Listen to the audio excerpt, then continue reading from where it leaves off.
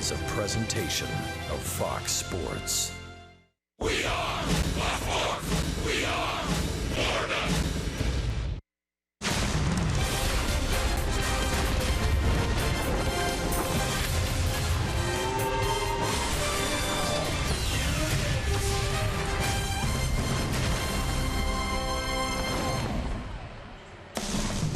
Picture postcard stuff in Miami this afternoon. On a Sunday, the Nationals and Marlins will try to decide this three-game set.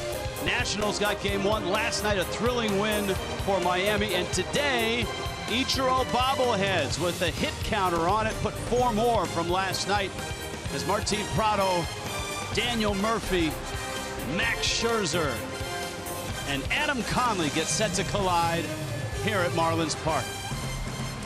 Hi, everybody. Rich Waltz along with Eduardo Perez.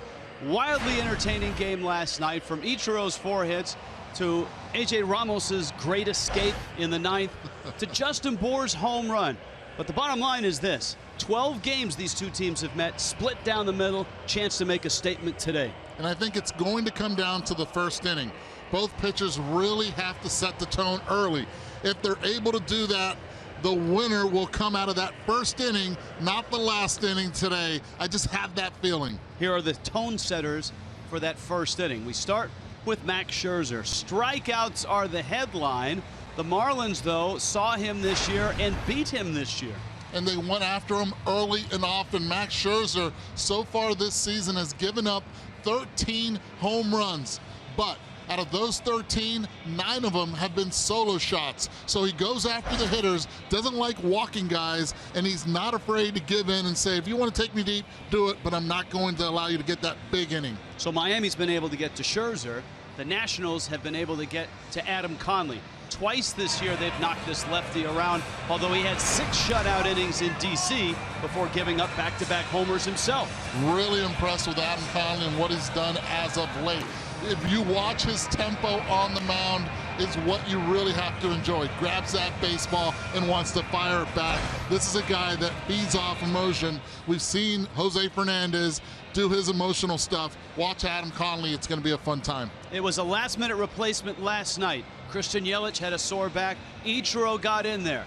4 hits later, he was even closer to 3,000. And Ichiro's back in there today. Why not? We'll talk about the hits. We'll talk about the legend, the future Hall of Famer, when we get back.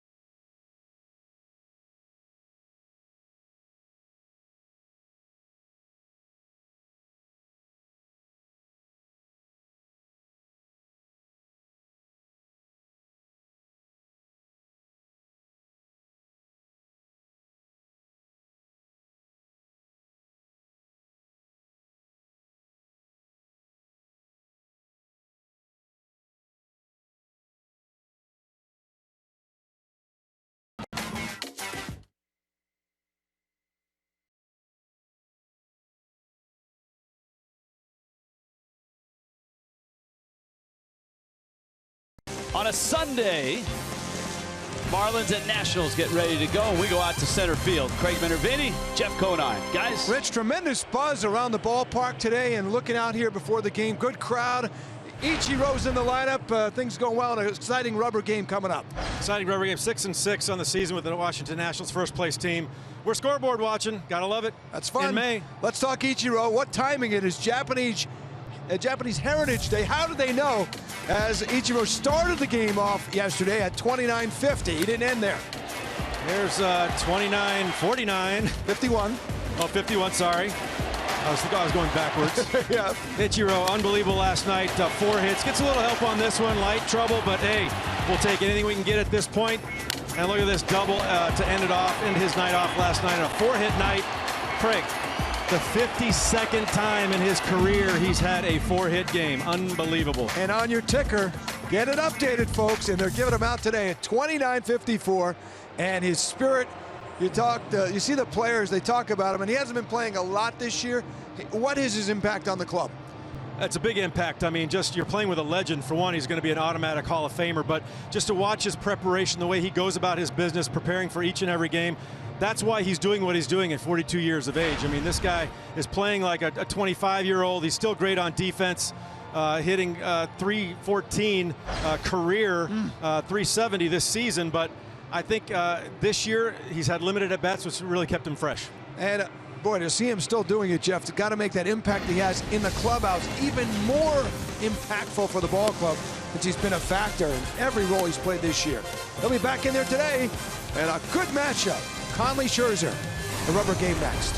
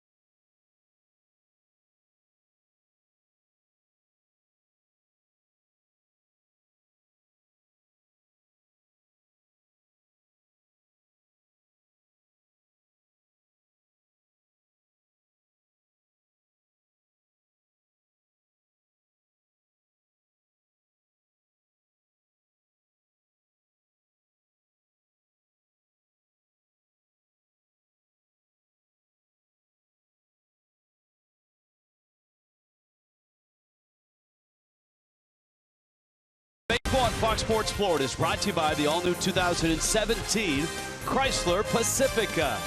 By the Florida Department of Transportation, reminding you, drive sober or get pulled over. By your local Toyota dealers, let's go places. And by Southwest Airlines, transparency, low fares, nothing to hide.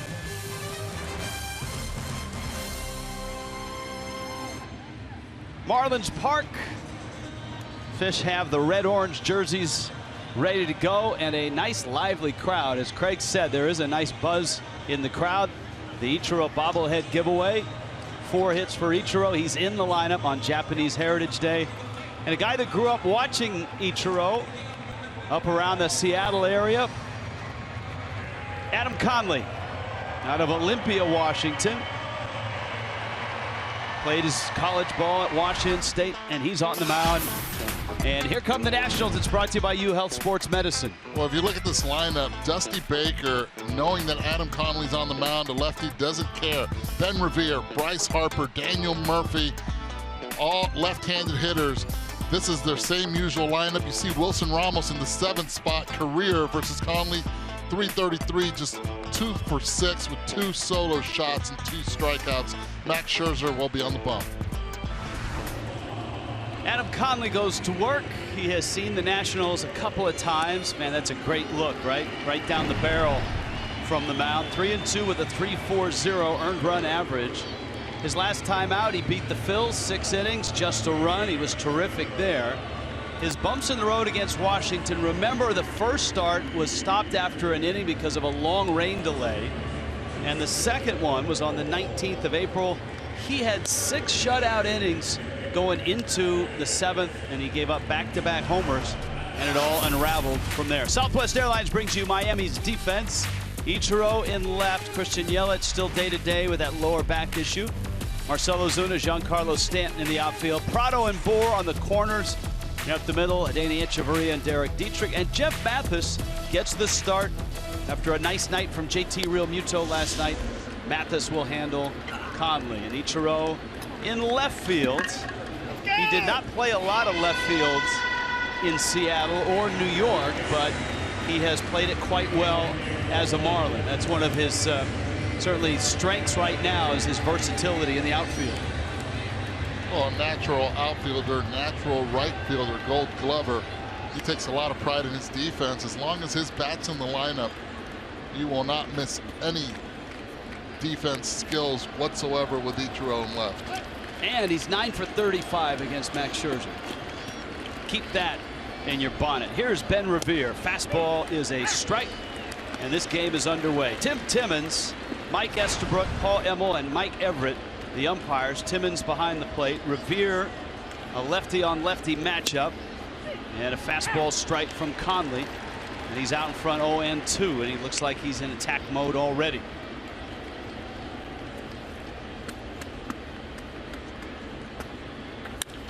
Right back at him and into center field. Zipped right by the glove. And Ben Revere is starting to show signs of life. Off to an awful start after the intercostal injury. Well, we talked about being able to get pitches out of the zone that are effective. Right there, you see the sequence: fastball away, fastball in. Revere covering the entire plate. Ball was a little bit outside, but was able to hit it right up the middle. 2 things for Conley to be concerned about here. Number 1, Revere can run, keeping him close to first. Number 2, Jason Worth leads all of baseball in batting average against left-handed pitching, .455.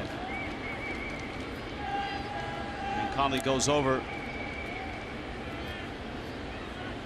Worth last night had the night off until late, and his at-bat pivotal was that bouncer down the third baseline with the bags loaded, nobody out, that Martin Prado turned into a sweet double play. Miami ended up with 3 double plays last night, and the odd part was Realmuto was involved in all 3 of them. And Prado's play just terrific. He made a very difficult play look routine. And the reason he made it look routine, he already had thought about it before it happened. As a defensive player, you're supposed to anticipate when the ball's hit to your left, right at you, in front of you, or to your right. And if you do not anticipate what to do with that baseball, that play does not come through. Worth had a couple hits in game 1. Conley gets a strike. Bryce Harper, Daniel Murphy also lined up for the Nationals here. Dusty Baker not giving his A-team any days off here. How much of that has to do with the fact that Scherzer's on the mound? I think a lot. He wants to be able to get the most out of his offense. Yet, you saw Ben Revere, the lefty on left, that was able to get a base hit. That's a strike 2. Worth kind of pushed himself out of the way thinking it was in, and he's having a few words right now with Tim Timmons. Here's a look. It's a strike. Man, that's plenty of the plate. But you know what happens? Those first 2 pitches being on the outside corner, he's looking away, and that pitch really looks too far in. That one fouled back and out of play. It's where you set your eyesight. If you're looking outside corner to away, see that inner third, feels like it's going to hit you.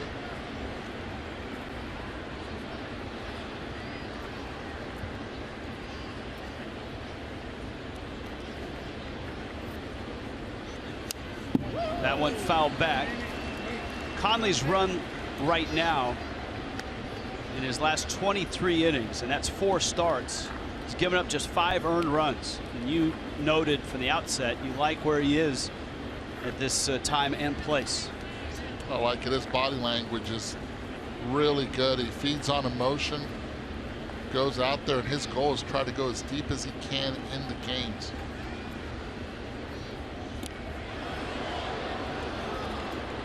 Good quick move right there. First time he shows that to Revere.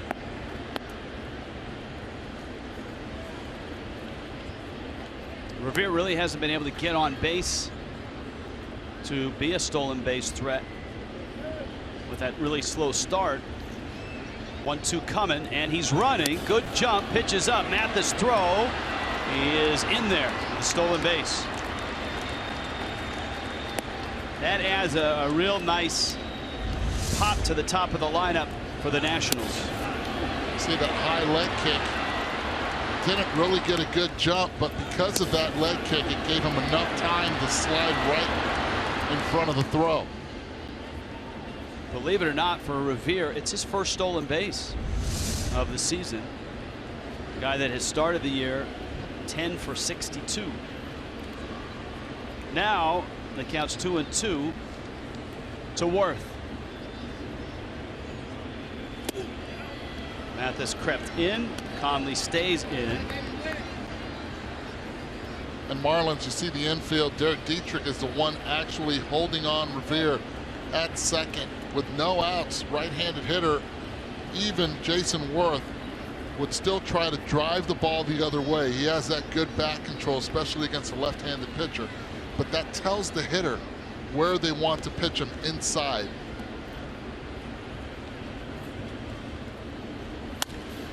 Bouncer right to Dietrich, and that's going to push the runner to third. Revere now 90 feet away for the hottest thing going in Major League Baseball, Bryce Harper. That's a nice job by Jason Worth. He'll get high fives for that. Moving the runner over. A lot of hitters, after they get 2 strikes, stop trying to do so. Not Jason Worth. Put a runner in scoring position for this man here.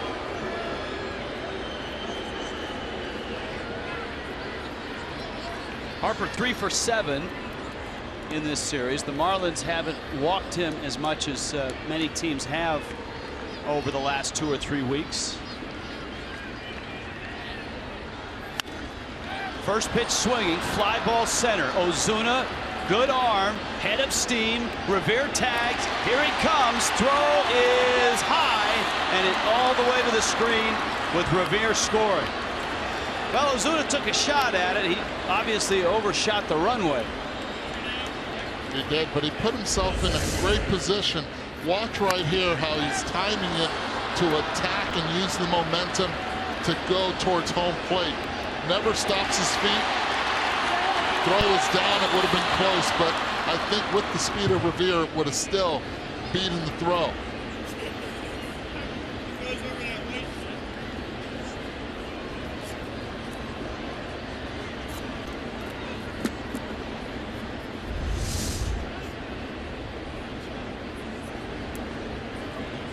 Daniel Murphy now. Revere getting toweled off. That's a beautiful way of the how the Nationals were able to manufacture a run. Base hit, move, stolen base, use the speed at the top, move them over, sack fly. type of baseball that Dusty Baker is trying to get from the Nationals.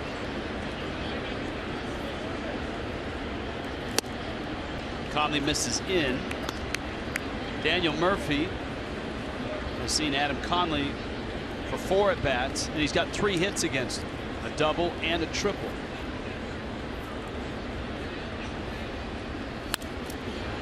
Another jam shot, good pitch. Mathis tosses the mask, makes the catch, and Conley done with the first. But it's the Nationals who score first. Miami gets their first AB. Ichiro leads it off. Next.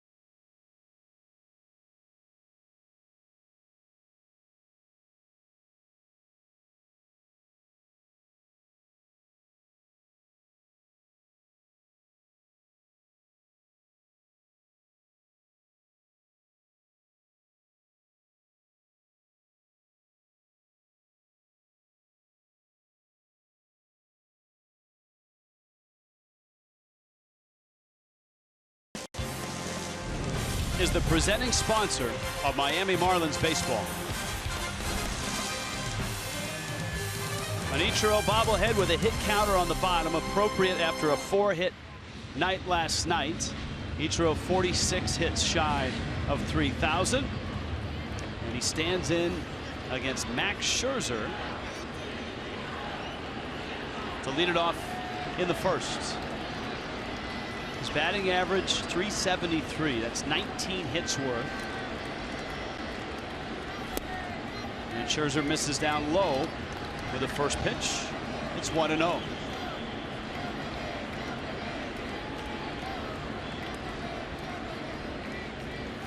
Ichiro line drive, base hit, center field. My goodness. He is hitting it right on the barrel, shoots it into center. One more click of the hit counter. 2-9-5-5. Oh, and as they say in Japan, sumimasen, right up the middle. Excuse me, don't throw it there. Ichiro's locked in, hitting everything up the middle, not rolling over, feeling very comfortable at the plate. 29-55. Martin Prado now. Ichiro reached base 5 times last night. For the 21st time in his career, he was on base 5 times. He's away from first. Scherzer to Prado now. And a fastball, a strike on the inside part. Martin Prado, a couple hits in this series. Last night a 1 for 5.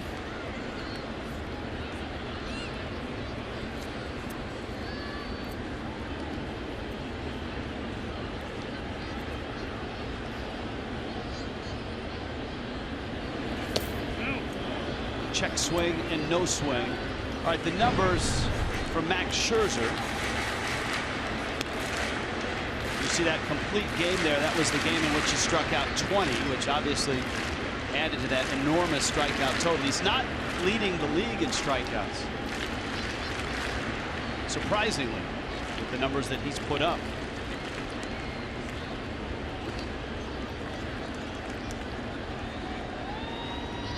One coming. You can hear Prado asking for time. Clayton Kershaw has 88 punch-outs. With 4 walks. Jose Fernandez has 78 with his effort from last night. And Scherzer is third. Steven Strasburg, one behind him, is fourth. Madison Bumgarner comes in fifth. Slider away. Now this right here, good count to get Ichiro going. Maybe a hit and run situation. Don't be surprised if you see Scherzer throw over to first. Dusty Baker probably having that sign. Very good hit and count hitter, runner situation. That one foul back to the screen. Prado obviously a lot of success this year. Starting the day at 362. 8 doubles, a triple. He has found the majority of his hits. You go from right center to left center and draw a big cone in the middle. That's where Prado has a lot of hits this year. The danger in that, with a runner at first, obviously, is a double play. He's bounced into 6 of those this year. Scherzer's patented move, quick turn and a nice lob over. I love that. Probably the softest throw he's going to give in the day.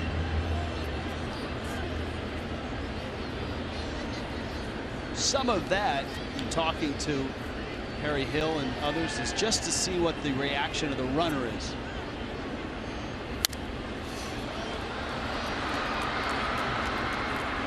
Two balls, 2 strikes, just underway. Don Mattingly, Dusty Baker, Marlins and Nationals. This is the 13th time they will have played already. And May still has a week left in it.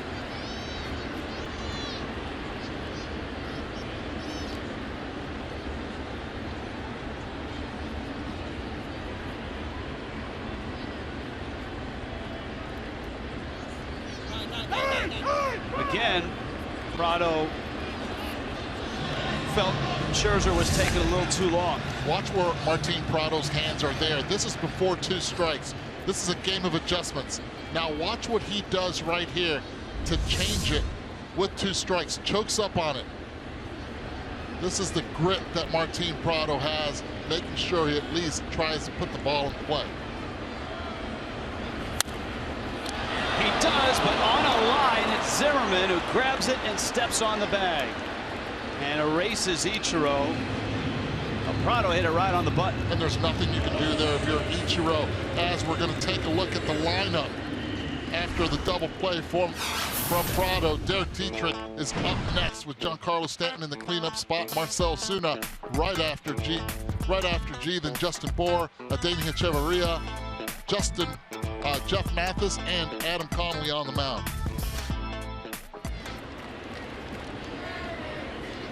Here is Dietrich.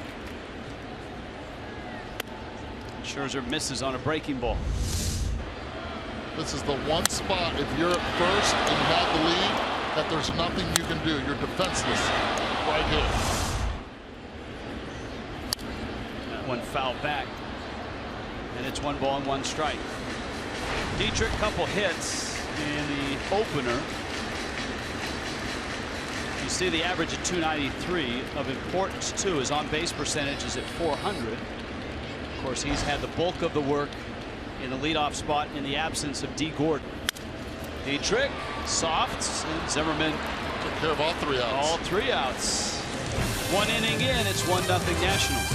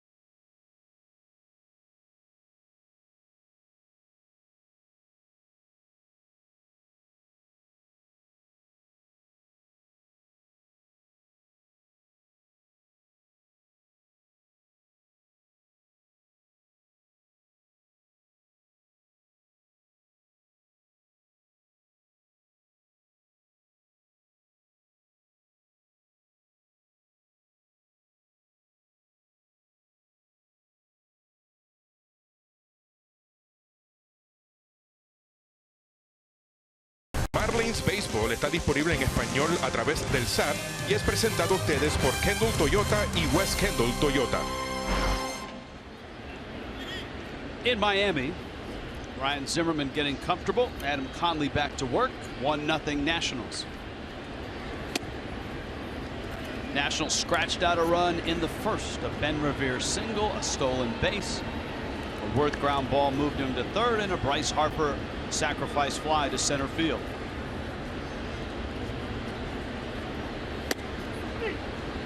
Zimmerman had the night off last night.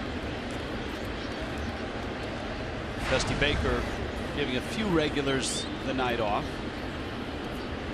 Jose Ramos and Jason Worth, and of course a lot of that had to do with last night's starting pitcher. And that was Jose Fernandez. 6 innings, 9 strikeouts, 1 walk, a run. Jose's on quite a roll right now. He's at 6-2. His ERA right at 3. Zimmerman swings and misses.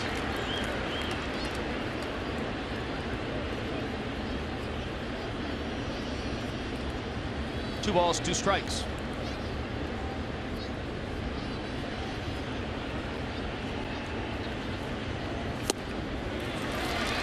Conley gets a strikeout. Eduardo, what did you see last night from Jose? Well, he's starting to pitch instead of throwing. He's got a really good slider that everybody knows about. The fastball's electric, but he was determined to get hitters out as quickly as possible. 99 pitches through 6 innings. He could have came back out for the 7th if needed with a 6th pitch, 6th inning. Really went after hitters. You see that 9 strikeouts, 1 ball.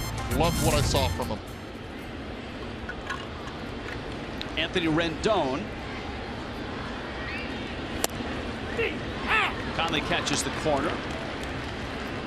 And the Nationals' third baseman behind in the count 0-1. A double and a couple of hits in the series. He takes down low. One of the other things to talk about with Jose is you always want to be good in your division. He's 6-0 with a tiny ERA against the Nationals. Especially teams that are expected to do well throughout the season, beating the tough teams. Rendon to center. That's well hit. Ozuna back. Track. Wall. Got it! Marcell Ozuna, 407 feet from home plate.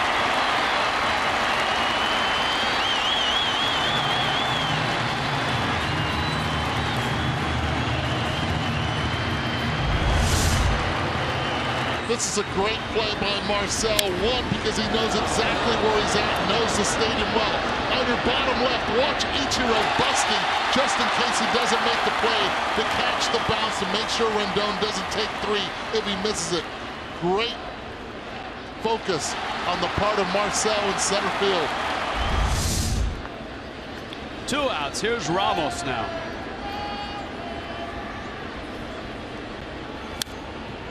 Ramos fouls it back to the screen. From the beginning of the season to now, one thing that I've noticed out of all the pitchers on the staff is what Juan Nieves has been trying to tell them from the get-go. Fastballs, pitch in, be aggressive. The message is starting to come through. Liner to left. Ichiro got turned around. I don't think he would have had it anyways. It bounces off the top of the wall, and Ramos steams in with a double. The Nationals have a runner in scoring position with 2 outs. Well, when you're in the outfield, you depend a lot, obviously, on sight, but also on sound. That ball off Wilson Ramos' bat sounded like he got jammed. So Ichiro took a first step in, then to his right, got turned around. I do not believe he would have made a play either which way. The ball had good backspin on it. So Conley will go after Danny Espinosa. Actually, the Marlins are going to walk Espinosa and go after Scherzer. Don Mattingly had a couple choices to make here. Decides to go after the walk, knowing that His team's already down 1, trying to minimize damage. You do not have a fast runner at second base, so it would have probably taken an extra base hit to score Wilson Ramos. Not an easy decision, but a decision that he's been consistent at doing in this short season. Whoa. That's why I don't like Major League Baseball taking away the automatic go to first. Trying to take away with the hitter, with the owners' meetings. I don't see players approving that. I'm with you. I don't think it saves a whole lot of time. Join the Fish family today. Prorated full season plans start at just $6 a game. Half season plans, 3 great 20-game mini plans as well. All season tickets include entry into the Fish family loyalty program and guarantee access to the 2017 All-Star game at Marlins Park. Marlins.com/season tickets. Place to go for tickets. Here is Scherzer, and he can hurt you. He's driven in 3 runs this year. And for a pitcher this year, a .250 average. You see it on the bottom there, 5 for 20. Wilson Ramos at second, Espinosa the runner at first.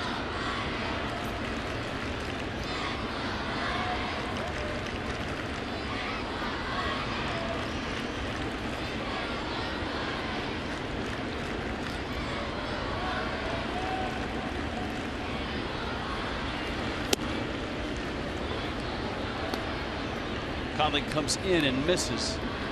It's a ball and a strike. The Rays and the Marlins tomorrow night. Begins a 4-game run between the 2 in-state major league teams. 2 here in Miami, 2 in St. Pete. Bouncer in front of the mound. Mathis takes it. Nice play. A very athletic catcher is he. And Conley pitches around 2 base runners. Still 1-0 Washington.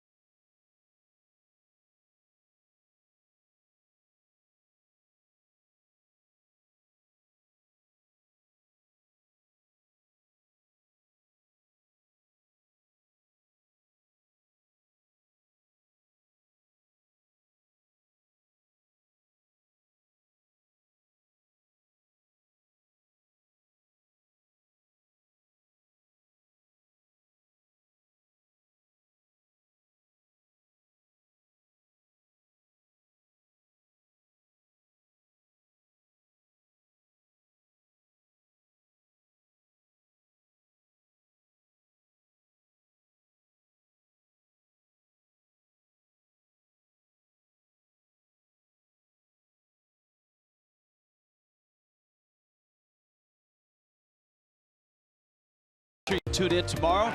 Game 1 of the Citrus Series, presented by Checkers. Marlins Live pregame begins at 6:30. Marlins and Rays right here on Fox Sports Florida. Big blow to the Rays. Kevin Kiermaier breaking his wrist yesterday, trying to make a diving catch. And now they're coming in for the Citrus Series, I think. That is a sweet look. Max Scherzer, Auto Nation provides this scatter report with some help from Eduardo Perez. Well, we know how good Max Scherzer's been. 3-time All-Star in 2013, was the American League Cy Young Award winner with the Detroit Tigers. And last season, how can we forget? How can we not forget 2 no-nos going after? The last one was in New York.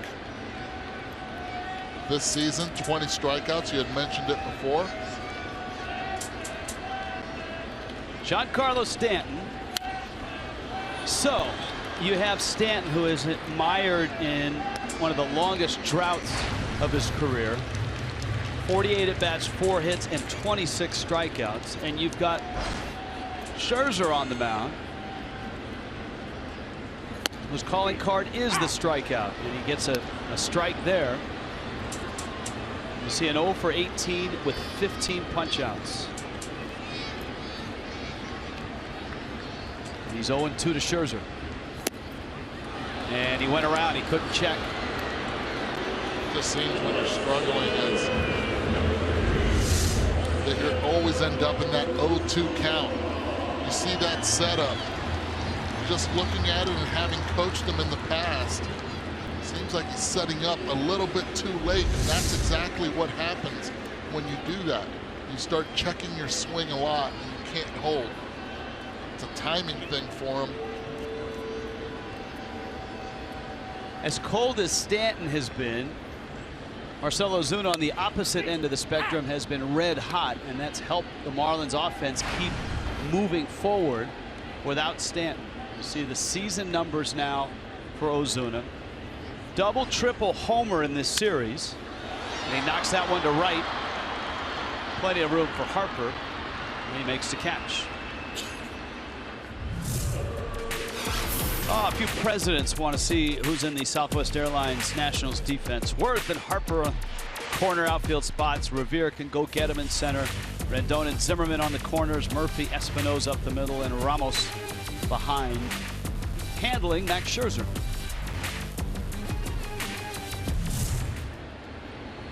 Zimmerman handled all 3 outs in that first inning.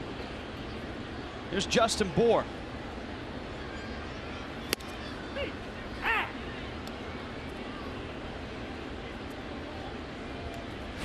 Bour last night, big moment. Change up from Joe Ross. And he hit it out with seemingly just a flick of his wrist. Well, he's a strong man. Look at this changeup pitch. Stays down and threw it, and he knew it right when he hit it in the wheelhouse. You missed your spot. It was supposed to be down and away. Stayed down and in. Jose was pumped. Barry was pumped. So were all the fans.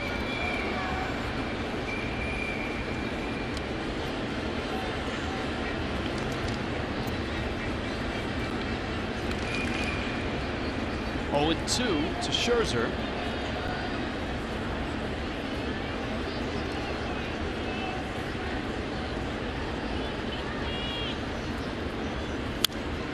I told you earlier, Scherzer has been vulnerable to the home run this year. 13 allowed. 4 earned runs in his last 2 starts, and they all have been solo homers. And the Marlins got him on the 21st of April. It was Marcell Ozuna with a 3-run homer in the first inning. Miami would beat him 5-1 when the dust settled. Bour chops it out into that shallow right field spot. Murphy flips on over to get him. 1-2-3 go the Fish in the second.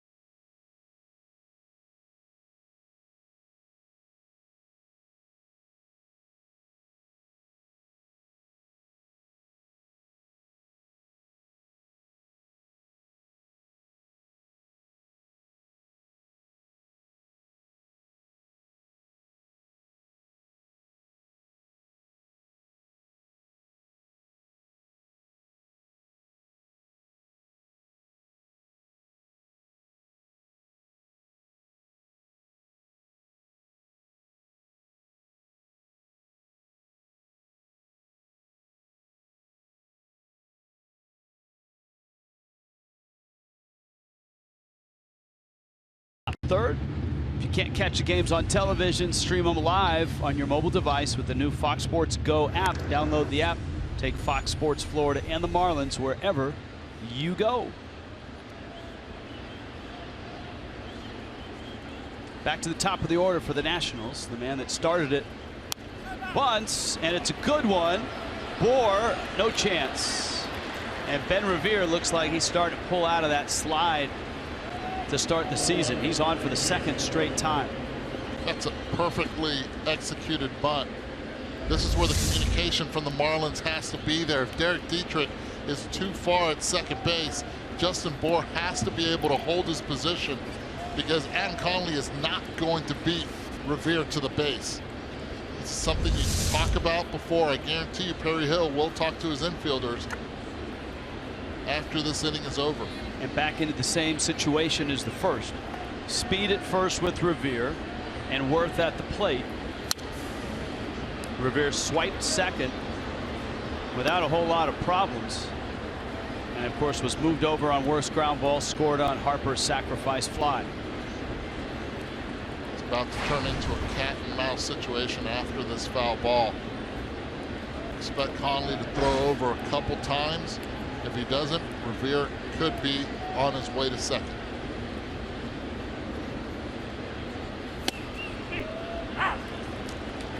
And a strike there. And of course, remember, the Nationals have base stealing savant Davey Lopes down there at first as their first base coach, who is one of the very best, if not the best in the game at reading moves, directing traffic, giving guys confidence, technique, all of that. Well, Conley on the last pitch had a quicker move, not a slide step, but a quicker move to the plate. Has to be able to change his time holding the ball and then going towards the plate.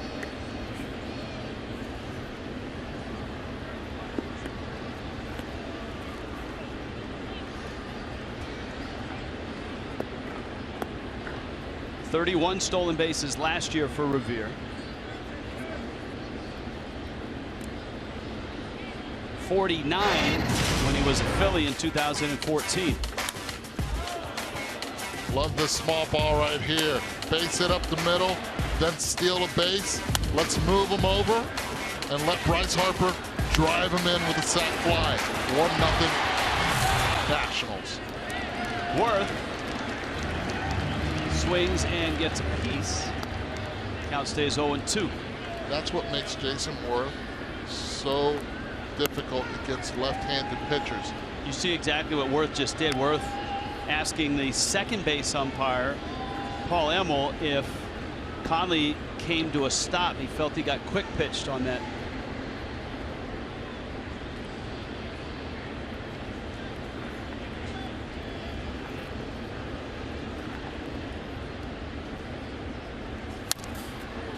See how Jason Worth falls forward? That's what Don Mattingly, Barry Bonds, Frank Menechino wants out of Giancarlo Stanton after his swings. Just fall forward, not only on that tough pitch down and away, but on all of the pitches. That's one thing that when you're going well, and when Giancarlo was going well out in the West Coast, he would fall forward over the plate after he even swung and missed. Pretty good pitch there. And the count 1-2 is just in. But not a bad spot to miss on 0-2. Better be careful with Jason Worth right here. He's still going to be looking away. So if you try to trick him by going away because you think that fastball moved his feet, that's why he's hitting over 450. He's hitting 450 against left-handed pitchers. He sticks to his game plan. Best in the major leagues. Bill Tapper, it's fair. Mathis thought about second and wisely goes to first. Revere, a great jump, and he's in scoring position with one out. We check in with Craig Minervini. Craig? An absolute pleasure talking to one of the all-time greats that wore this Florida Marlins jersey and was honored here this weekend. Kevin Brown, it looks like he can still pitch. How you doing? I wish I could still pitch. It'd be a great place to pitch right now. Absolutely. On a Sunday afternoon, no less. But the weather never bothered you. You were a guy who was zoned in your whole career. That fiery aspect served you well. Yeah, it was nice. When I got here to Florida, it was one of those things, again, they let me be me, and that was part of my demeanor. It's what made me, click. And so when I got here in '96, they let me be me, and it was a great year there and a great year the next year in '97. So it's amazing because you had 2 decades in baseball. You were on 6 different teams, 6-time All-Star. But 2 of your greatest moments were as a Marlin, individually with a no-hitter, and of course the only World Series you ever won was the Florida Marlins. No doubt, it was a great year. It was a great team.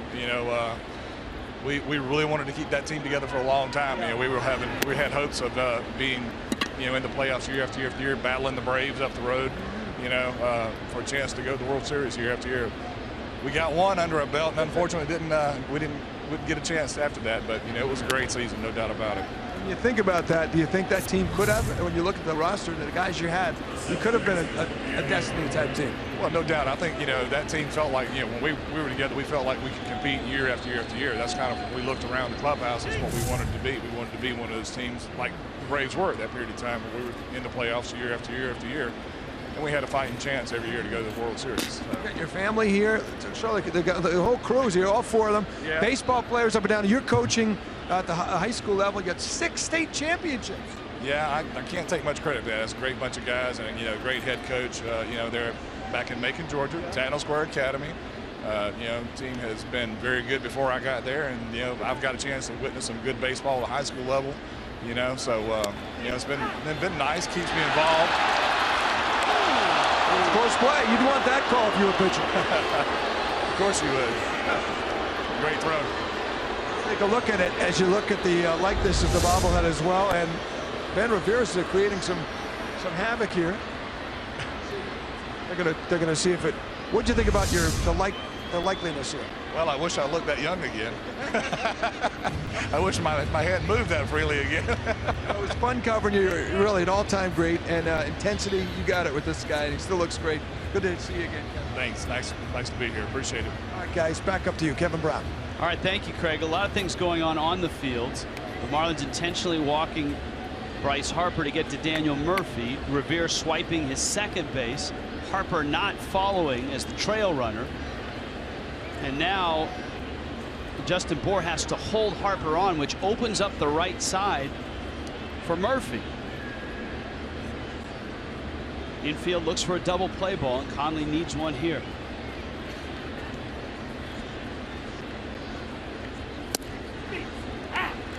That's a tough decision for Don Mattingly to walk Bryce Harper with 1 out. With 2 outs, I understand that's the guy that you do not allow to beat you, but a lot of things can happen still with 2 outs remaining. You do put the double play in order. It's still in order, yet this is a tough hitter to get. Lefty on left. And Conley got Murphy to pop out to finish the first. And if you've noticed, every pitch so far to Murph has been hard in. His first at bat, 3 pitches he saw hard in. Look at the numbers against left-handed pitching. No power, but still, average-wise, 368. That's why Dusty Baker took Zimmerman out behind Harper and put Murphy in there. Murphy up the middle, sneaks it behind the bag for a hit by Conley, and that was the key. Once it got by Adam Conley, the Marlins were in trouble. And how big right now is that stolen base by Ben Revere? You would have had a defender right behind second base trying to hold him on. Now they spread out a little bit to double play depth. He's able to keep the ball in the infield, but no outs are made of it. Revere's stolen base in the first impacted that run, and it impacts the run here in the third.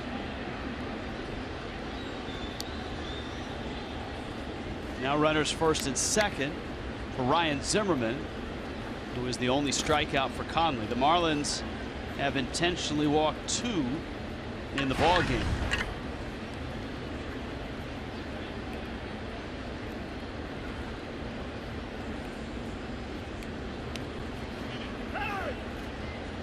Zimmerman calls time.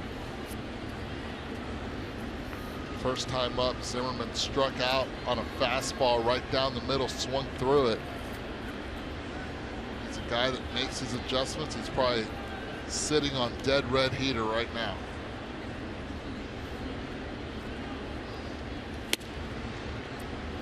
Zimmerman blasted a home run up into the Budweiser bar area in game 1 of the series. You saw the movement as well by Jeff Mathis just before that pitch was delivered.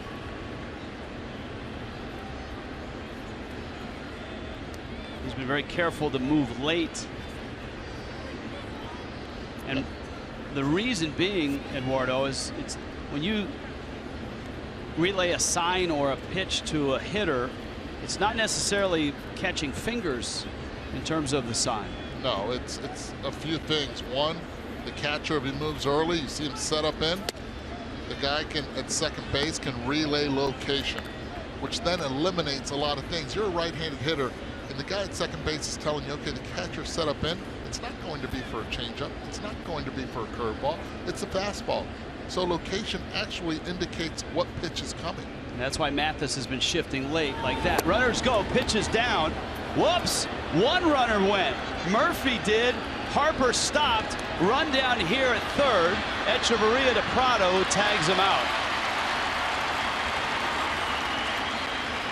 Well, even if the steal sign is on, which I truly doubt, and I think Harper has the green light, this one's on Murphy. See how his eyes are locked in on Bryce. But as soon as Bryce goes, he puts his head down. You have to keep your head up to see what Bryce Harper is doing. Bryce felt like he wasn't going to make it.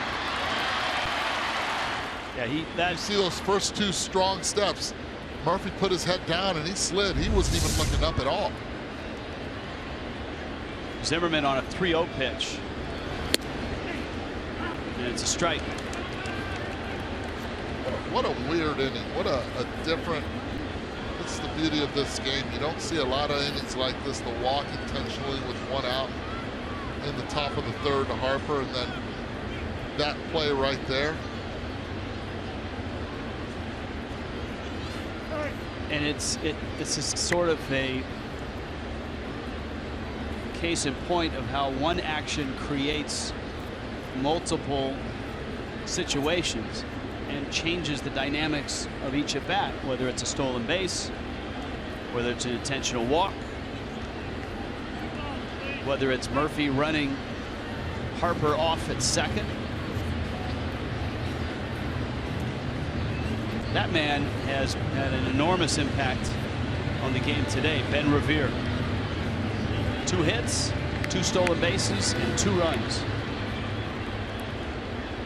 How about the move of Dusty Baker not starting Michael Taylor, which hit a home run on Friday, and starting the left-handed hitting Ben Revere.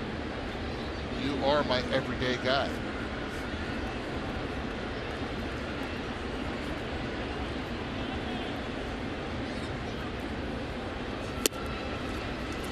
It's out. Well, we said this in Washington. The Nationals a first-place team, but not a team that's playing to their potential, it seems, offensively.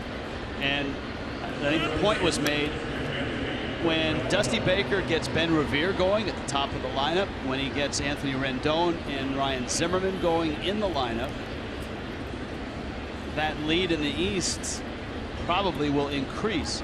Now Revere is going, and the move that Dusty made this past week in flip-flopping Rendon and Worth seems to have both those guys going as well. Right. All they did was flip-flop 2 and 6. You get Jason Worth to take more pitches, can hit behind a runner, and is not affected by Ben Revere at first base when they start paying more attention to him, when you're talking about changing times and everything.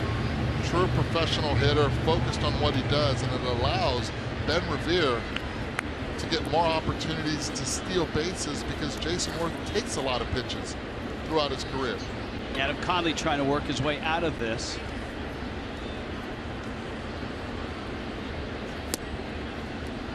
That one moves in on Rendon. Rendon is flied out. Since the swap, and this is coming into this ball game, Rendon 8 for 16. Worth was 5 for 15. Having watched him, you just know Rendon is not a 250 hitter, which is what he's hitting.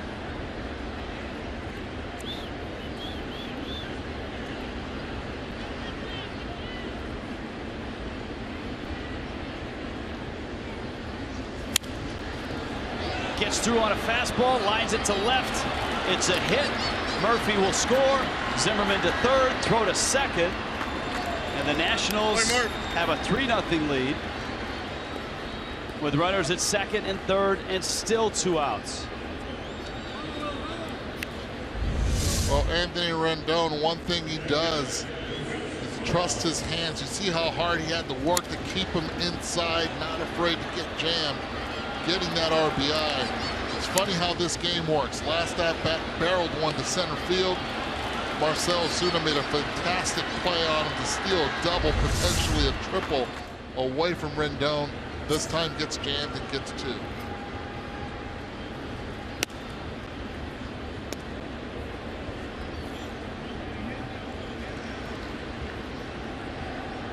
And the Marlins are going to intentionally walk Wilson Ramos.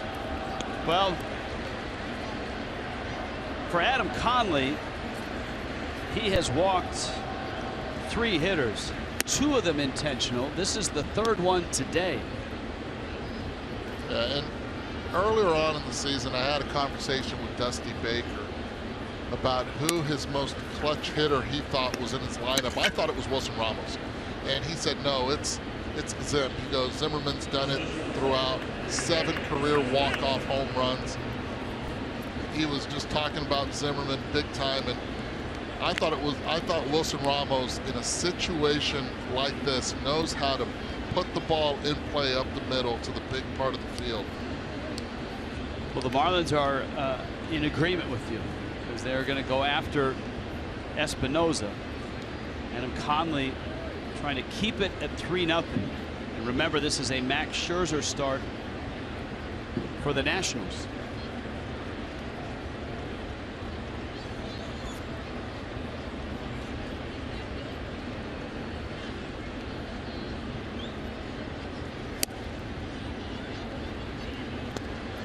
So 3 intentional walks in the first 3 innings.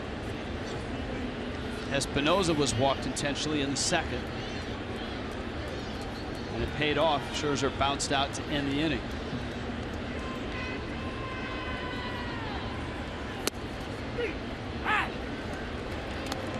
Ball and a strike. Already 31 pitches. This would be the 32nd pitch of this inning. A high stress inning for Conley.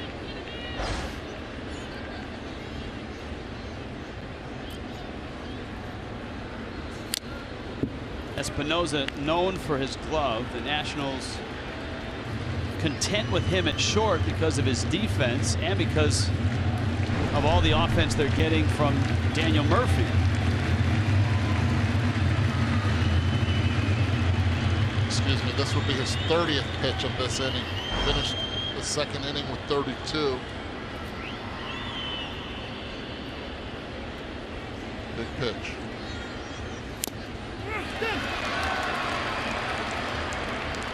Pops out of the glove of Mathis. Counts 1-2. You see the pitch count ballooning up to 63. Marlins do not have an off day tomorrow. They've got 4 straight with the Rays and then 3 in Atlanta. And if you're wondering at home, yes, those intentional walks are added on to the pitch count. So 12 of those have been via the intentional walk. Conley gets strikeout, and the Nationals are done, but they get 2 more. The speed of Ben Revere paying off. 3-0.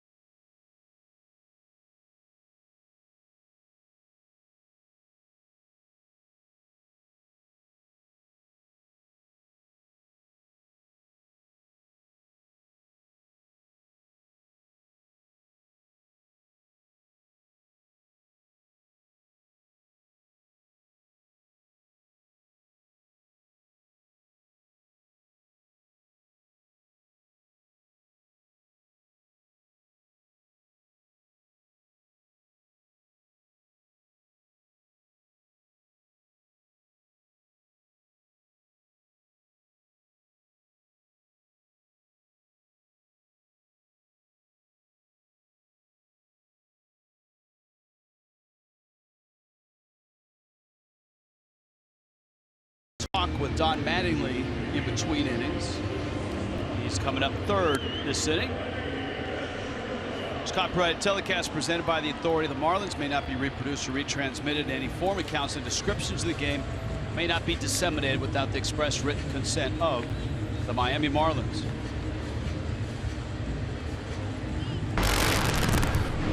It's been a while since we've seen Max Scherzer.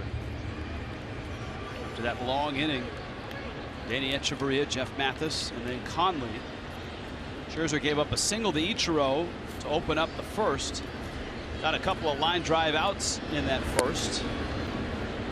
And then a 1-2-3 seconds. Well, one of the reasons also Don Mattingly has been aggressive, intentionally walking a lot of the national hitters, as we see this as a foul ball to the right side, is because of the man that's on the hill right now for the Nationals, Max Scherzer. Even though his ERA is over 4, slightly over 4, nice catch. He's stingy when it comes to runs. He knows that. He knows every run has value, and he's trying to keep his team in it.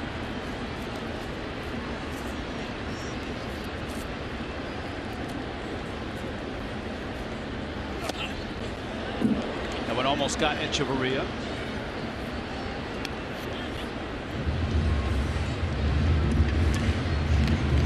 Well, Scherzer certainly special in a lot of ways. Last year he threw 2 no-hitters.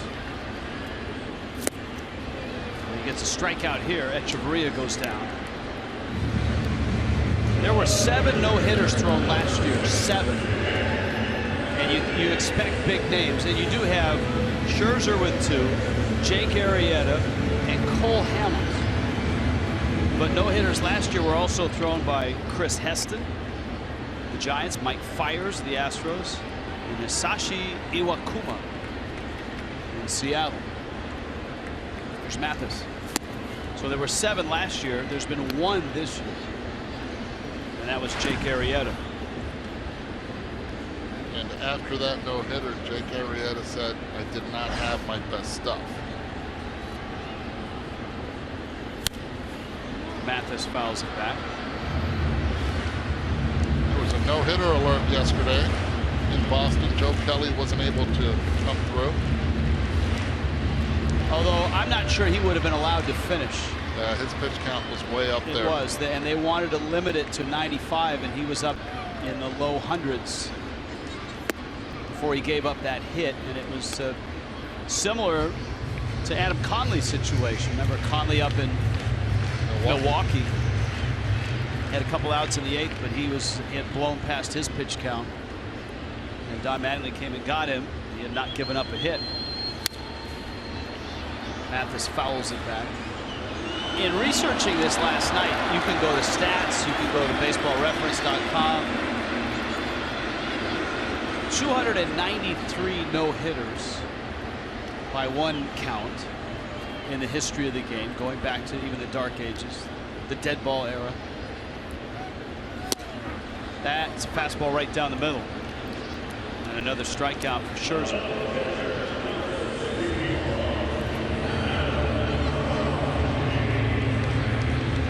Here comes Conley. Bring your group to the ballpark. Call the Marlins group sales team. Make your group reservation. 1-877-MARLINS. Go to marlins.com/groups today. Look at it. It looks like Niner walked under the set of Hotel California there. Can we see that again?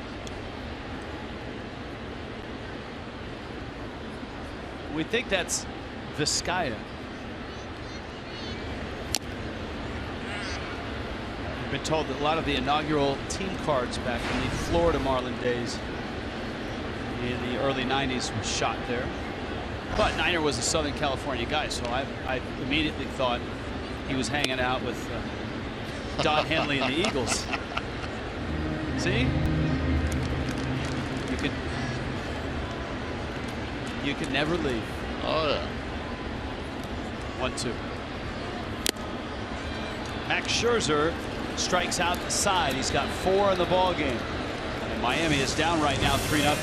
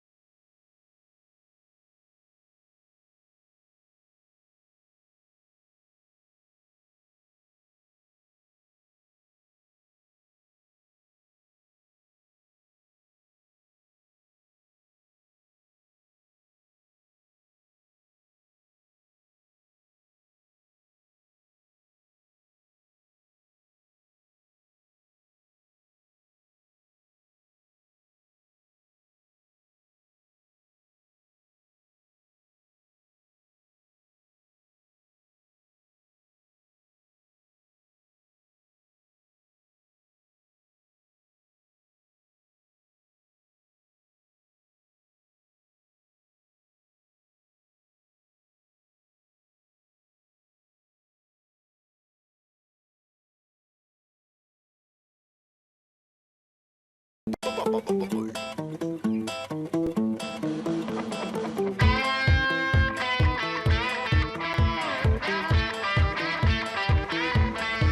way to introduce our T-Mobile greater coverage of baseball last night.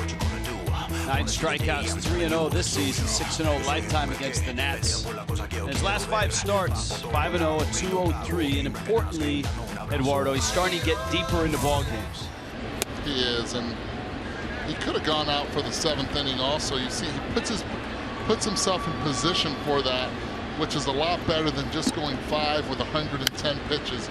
He was at 6 with 99. Scherzer pops it up. Justin Bour makes the catch.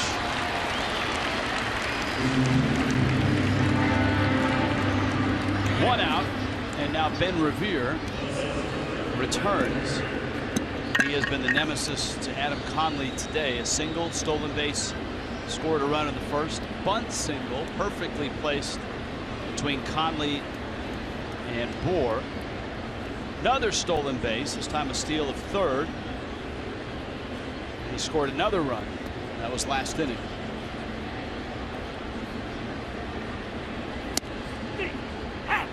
Revere takes a strike.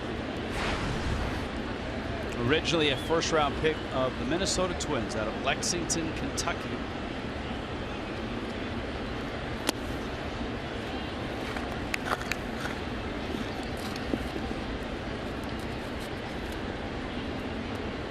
There's that Nationals in-game box score.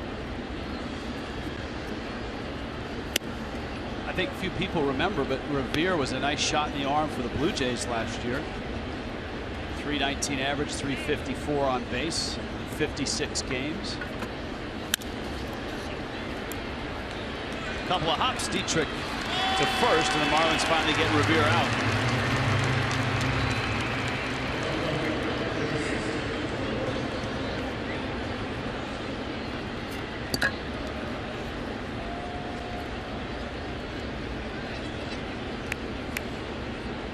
So 2 outs. Here's Jason Worth, and if ever a pitcher needed a quick pitch hitting, it's Adam Conley. He's at 70 pitches.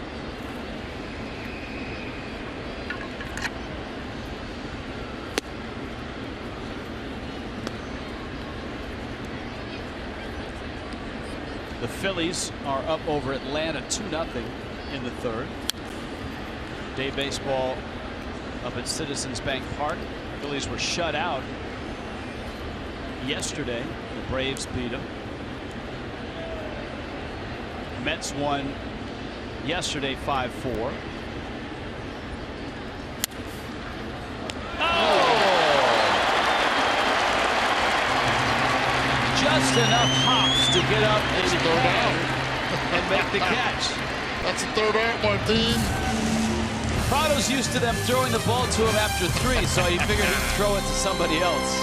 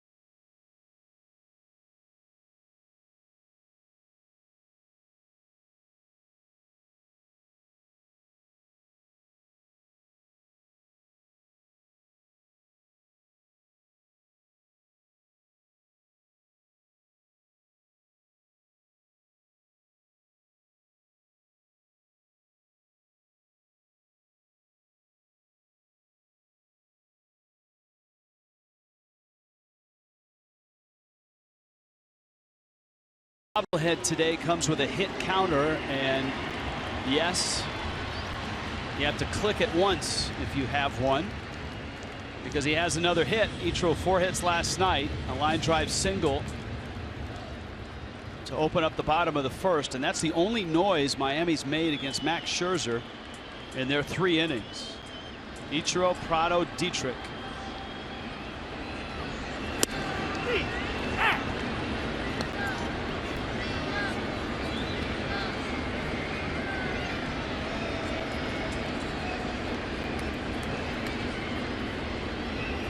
When the Marlins first signed Ichiro last year, one of the initial thoughts was this is going to be a good ballpark for him to hit in.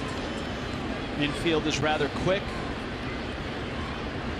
A lot of area in the gaps. Outfield grass pretty fast as well. And it's worked out, especially this year. He's hit .480 at home, 12 for 25. Little tapper up third base line. Rendon's throw, safe. Ichiro beats it. It'll be reviewed. Yeah, that's one where Zimmerman believes that they have to review it. They're going to take their time. Dusty Baker's waiting to see what their clubhouse is telling them, but you love the hustle. From the naked eye, you thought he was out. It's too close. And remember, as you've always said, not in the glove yet. Too close. And you see where Zimmerman was with his foot. There was no stretch whatsoever. He made it closer than what it should have been. The foot placement was on, see where it is on the bag. It has to be on the edge of the bag and a little bit more of a stretch. It would have changed the call. Right there, it's in the glove. You don't see the foot still on the bag. Tim Timmons, the home plate umpire, just yelled into the Nationals dugout, well, what are you going to do here? And it looks like the Nationals are going to challenge it. Yeah, they could have a pretty good argument for this one. Now I'm sure there's another view, and the initial call was out, so it has to absolutely be 100% sure to overturn it. But the Nationals television truck has a few different looks than we have. Here's another one. Boy, that's very difficult right there. Yeah, it's just the quality there. The blur obscures Ichiro's foot. It's going to be close yet. Let's not forget. It is Ichiro bobblehead night. Yes, he's out. Well, turn back the counter. Not a surprise. Naked eye, it looked like he was out. Are you able to unclick the clicked on the counter? Yes. Yes, the fine folks at Tire Kingdom saw to that. You can undo a hit. Just in case there's a scoring change or a instant replay review. Japanese, that would be Damates. Not good. I think Don Mattingly's not happy that the Nationals took that much time. And, you know, the other day, the word coming out that there were a couple of things Major League Baseball is considering to do to try to speed up the game. One of the ideas as well is to limit the amount of time a team can take to review. Scherzer pounces and just gets Prado. Another look, back of glove, right there. Yeah, and his foot's still in the air. You can see his foot had not hit the bag yet. That's pretty concise. He's upset more at the time. Not so much as the overturning as how long it took the Nationals to make a decision on if they should challenge it or not. So Prado's out as well. Here's Dietrich. And Scherzer with a breaking ball for a strike. The hard contact came in the first. Ichiro's base hit, Prado's line drive, which turned into a double play. Outside of that, it's been all Scherzer. Well, he's been mixing his pitches better, and the velocity is up. It was around 92 miles per hour in the first inning. Last inning, he touched 95. And he touches 95 again and punches out Dietrich. 5 strikeouts for Scherzer, 3-0 Nats.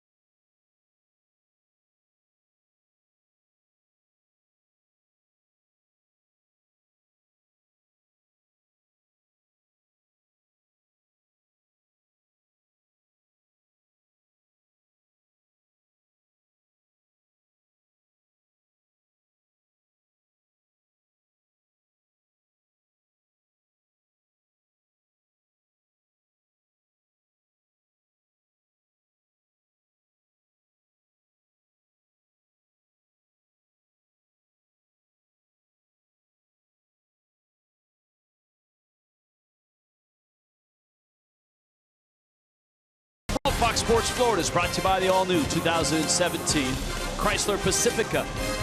By Checkers, fast foodies know the deal. By your South Florida BMW centers.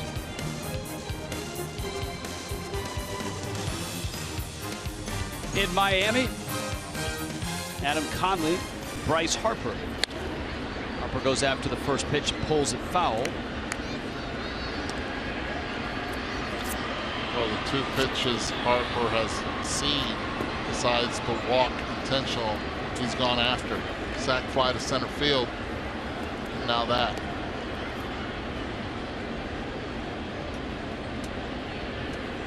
The fastball's in. It's a ball and a strike. Watch how deep Marcell Ozuna is playing center field. That's not a no doubles situation. That's a no triples situation right there. He is way back there.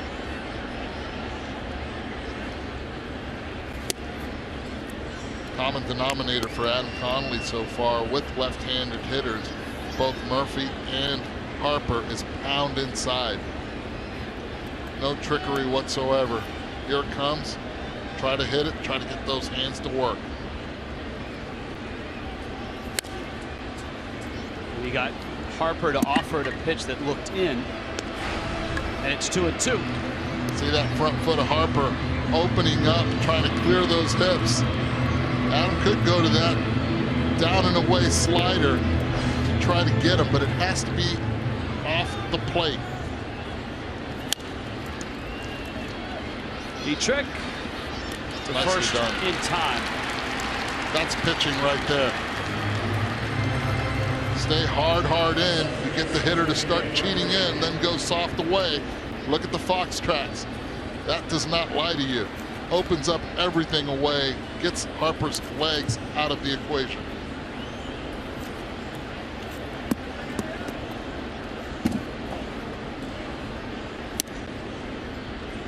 And true to form, Conley misses in to Murphy.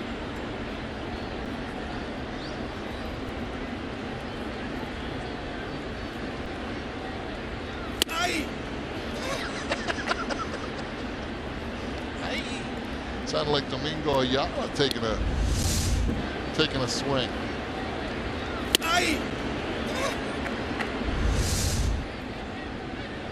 Here's the 2-0. Well, I mean, look, the Marlins have Derek Dietrich, who leans and is right on the plate. Murphy made that adjustment late last year. He's right up on the plate. Utley-like, where if you draw a line from his hands down, it's on the inside part. So you have to expect that you're going to get buzzed in a lot, don't you? You have to, but the problem is once you commit way in there, it's tough as a hitter now to be able to get hard contact on anything middle away. That one pops out of the glove of Mathis, and Murphy walks.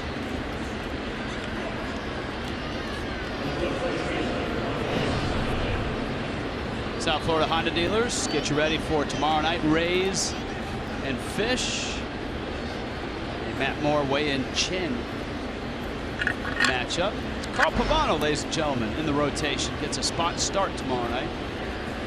He's been long tossing and getting ready for it.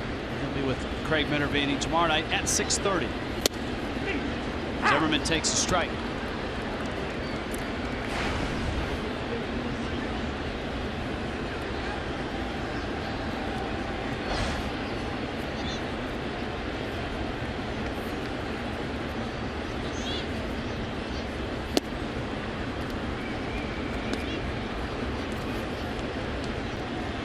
Ball and a strike. Zimmerman, long-time National. This is his 12th year.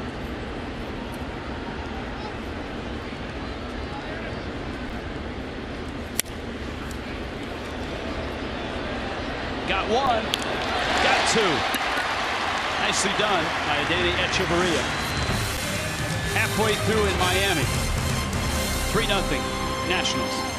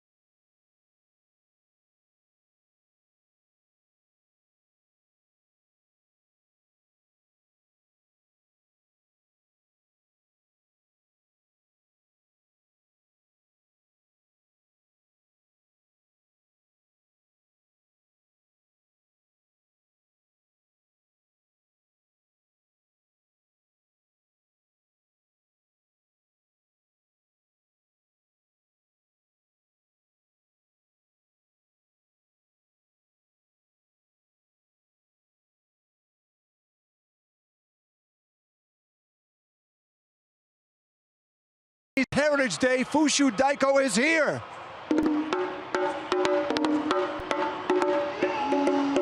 So is Chuck Barris.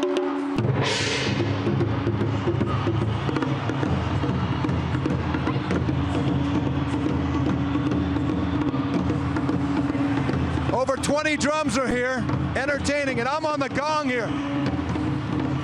No? Feel like Chuck Barris. Back to you.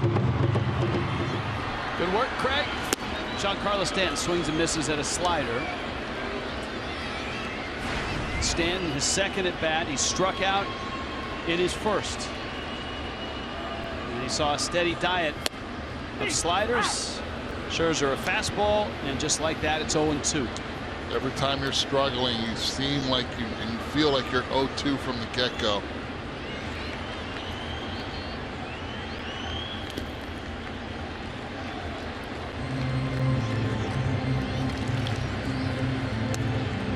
Stanton walked last night.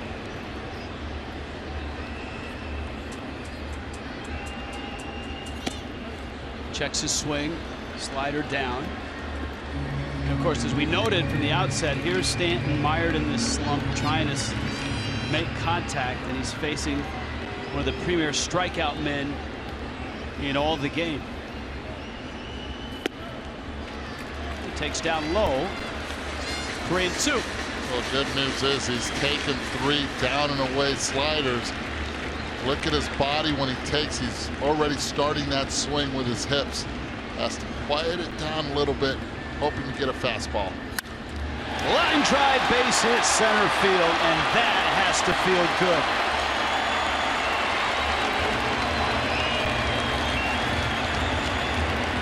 And all this because he was able to come back from an 0-2 to 3-2, forcing Scherzer to throw a slider for a strike and staying balanced throughout up the middle. You have to look for a pitch up in the zone. He gets it and drills it right back up the middle. Does that have to feel good? Absolutely. For a lot of reasons. Number one, it's a hit and not a strikeout. But number two, as you pointed out, balance and the ball back up the middle, which are all great signs. Here's Ozuna now with Stanton at first. He goes after the first pitch and pops it up. Zimmerman, foul territory, makes the catch.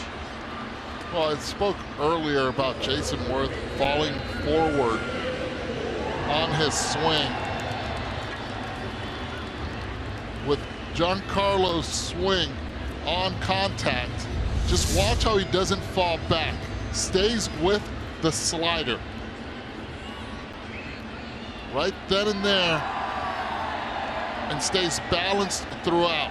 He's been, every time you see him foul a pitch off or swing and miss, he falls towards the Marlins dugout.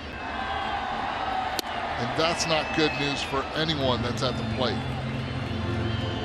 Justin Bour's at the plate now. Barry Bonds, Frank Menachino, and Don Mattingly, who was not only a highly decorated hitter, but a batting coach himself. It has been a work in progress.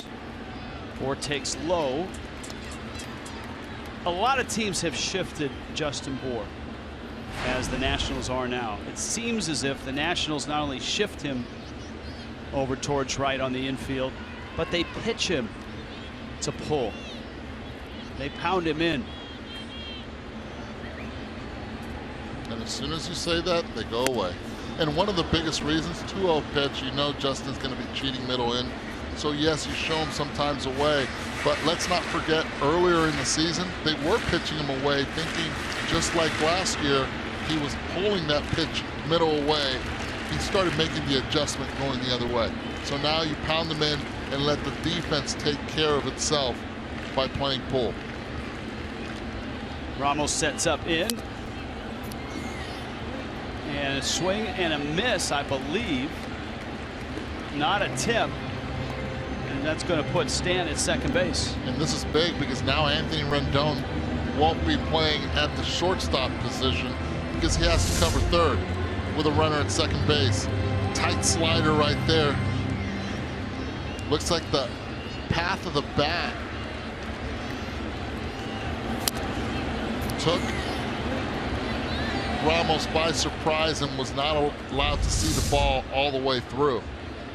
So that is a pass ball. Stanton in scoring position.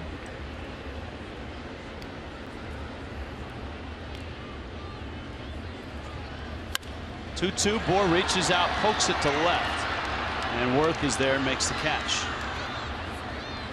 So 2 outs, and here comes Echeverria. That's that equalizer pitch that Scherzer has, which is the changeup.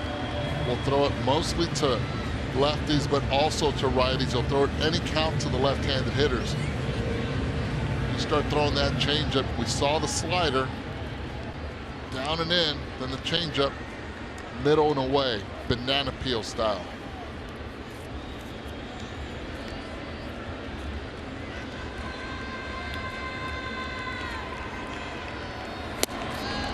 Echeverria takes a strike. Tomorrow night, Wei-Yin Chen, Matt Moore goes for the Rays. Tom Kohler and Jake Odorizzi playing a 12:10 game on Tuesday. Please make a note of that. It's an early game, and it's an hour earlier than the usual 1 o'clock start time. 12:10. Echeverria bouncer to shorts. Espinoza checks the signature, fires to first, and gets the out. Max Scherzer dominant. It's 3-0 Nationals.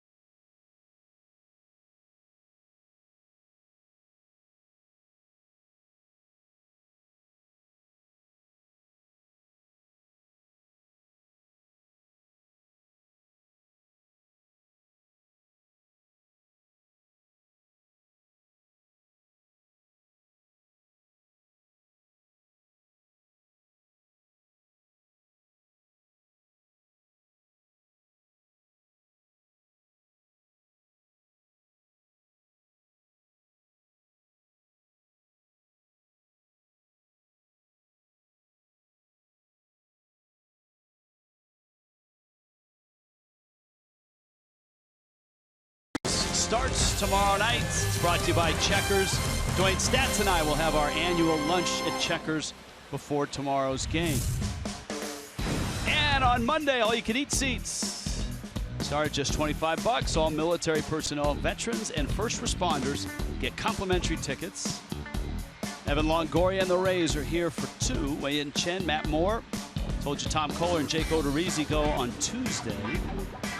And then it's to St. Pete's. Justin Nicolino, Matt Andriese.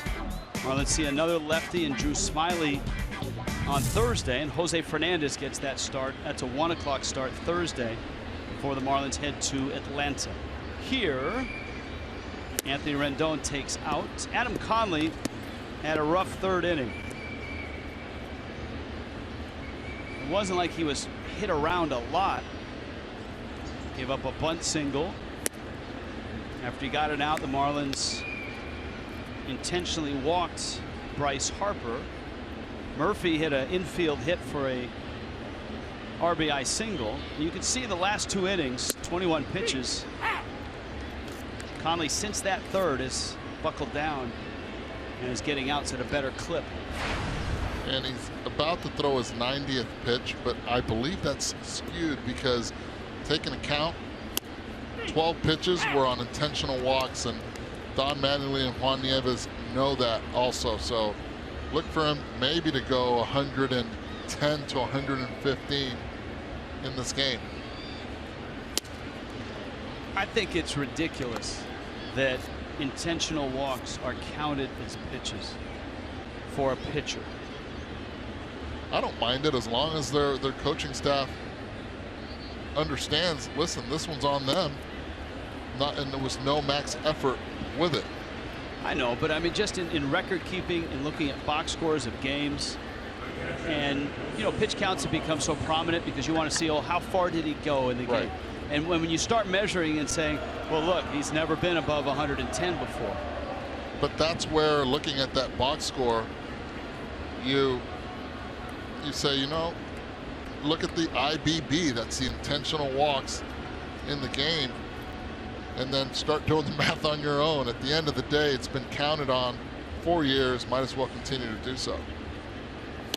But I understand your point.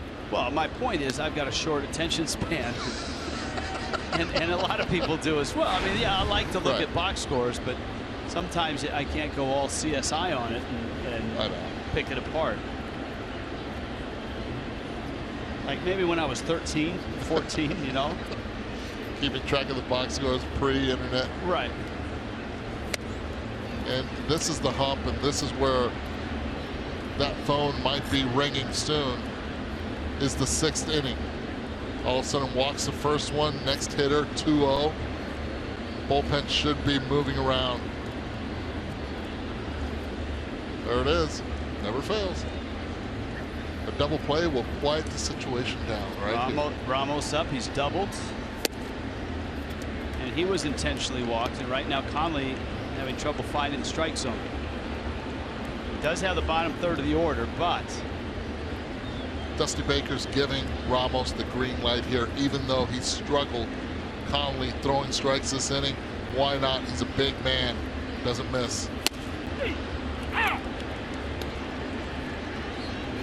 Pitch on the outer half.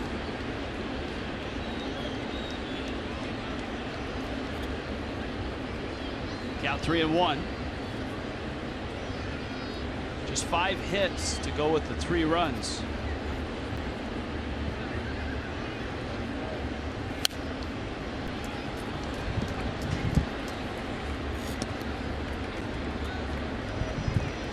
Conley has, what, 6 walks now? And that's a career high. And again, that's another, just another little nuance of this, because it'll be written and it will be perceived as he's had a career high 6 walks. Yeah. Now he's 3-2. See if Rendon might be moving. He is. Pitches out. Throw him a changeup. Couple walks to open up the 6th. Geico interrupts the 6th to bring you this. Did you know it's not Japanese Heritage Day? It's Ricky Nolasco Day. 2006, he got his first career hit. I remember it up at the old football stadium. A home run against the Cubs. And in 2012, he won his 69th game to pass Dontrelle Willis and become the Marlins' all-time wins leader.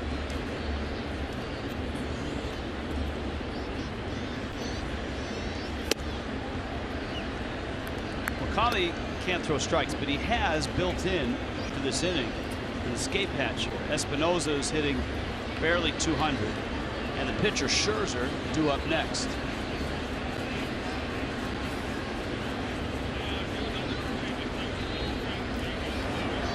Brian Morris is up right now for Miami.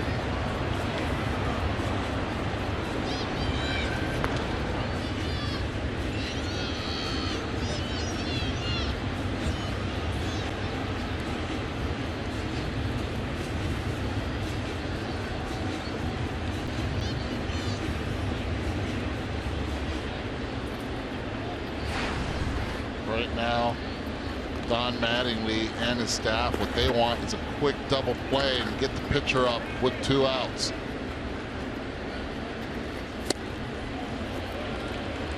Espinosa had different intentions with that swing. Espinosa is a guy that, as they say in the business, never gets cheated, and sometimes that's been the knock on him, that he takes too big a cut. He had a season where he hit 21 home runs. That was earlier in his career. High pop up, out of play. He's the type of guy that just misses a lot of pitches, fouls them off. Understandably, has his swing, and we all are individuals. It appears like it's a strong, hard swing, but we saw Martin Prado earlier choking up on the bat with 2 strikes. Espinosa does none of that. Continues doing the same exact thing with 1 strike, 2 strikes, or no strikes. Same approach, and that's what you want him to make an adjustment with. I would love to see him choke up from the get-go. I'm a big fan of it. It gives you more consistency, and he's always going to have power.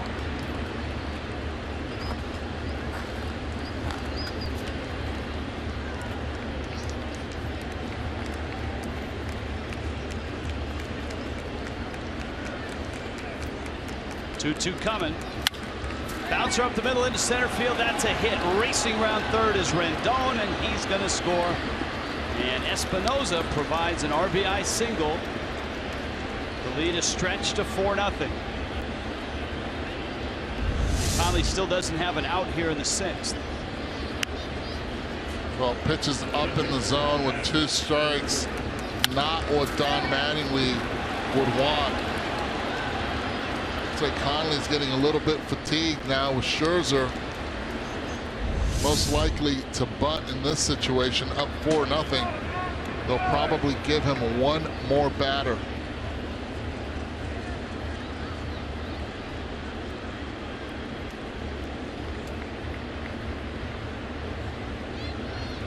Scherzer offers to bunt, and a strike. 2 walks and a single to open up the 6th. This is a getaway day for the Nationals. As they head home, the Mets and the Nationals open up tomorrow. Bartolo Colon and Gio Gonzalez. You get a Strasburg-Harvey matchup in that series as well. Marlins have the Rays here.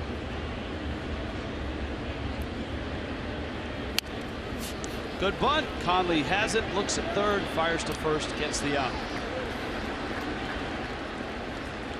Top of the order now, Revere, Worth, and Harper with 1 out. Some of the biggest names in soccer are headed here to the United States. The 100th anniversary of one of the world's biggest tournaments. Coverage of Copa America Centenario begins June 3rd across the networks of Fox Sports. Infield in, here's Revere. Well, left on left, they're going to allow Conley to face Revere. First base is open, doesn't have to give in. There's the bouncer, and it's into right field. That's a hit. Stanton has it. Espinoza around third, comes home. Stanton's throw on a hop bounces away from Mathis, and scampering into second is that guy who's been in the middle of everything, Ben Revere. 3rd hit for Revere, and the lead now balloons up to 6-0. That was quick. 2 walks and then first pitch to Ben Revere. You said it, in the middle of everything. Has done it with his bat, has done it with his legs. Causing chaos. Out of the reach of Justin Bour.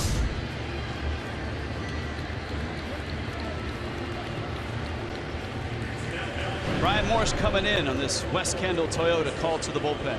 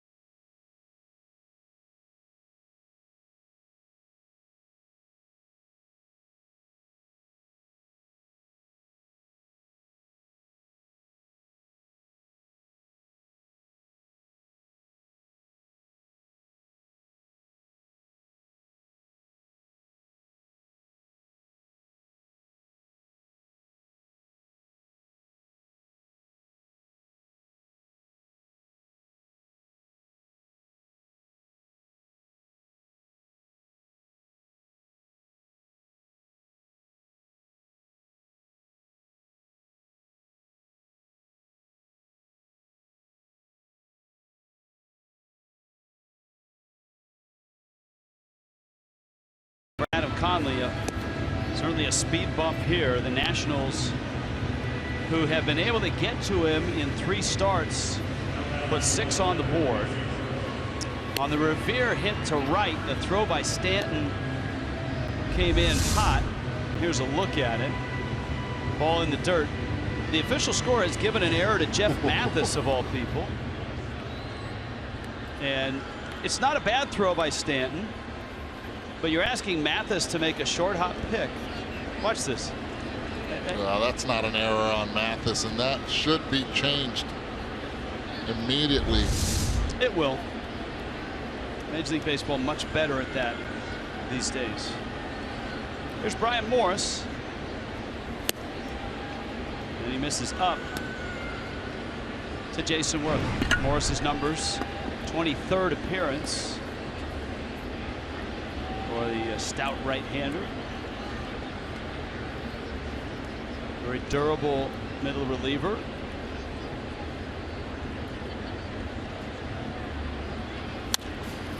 Worth flips that one into the seats. Marlins. I know it's 6-0, but I don't think the Nationals are going to shut off the running game at this point. Do you? No, this is right on the borderline. He's a base stealer. He's at second. There's not a chance Dusty Baker is going to shut it down. These are important games within their division. Rivera swipe 2.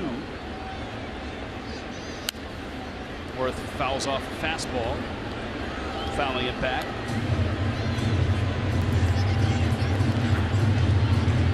And this is the rubber game, not only of the series, but of the 12 games that they played against each other. This being the 13th, they won't play again until September. September 19th. That's amazing. A scheduling quirk. Yet the Marlins have played the Braves a grand total of 3 times.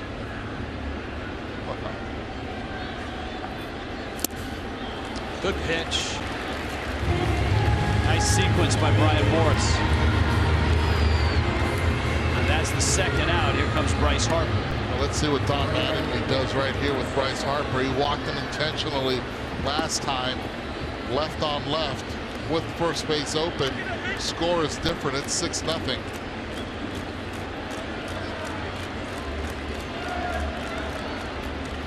Looks like he's going to pitch to Bryce.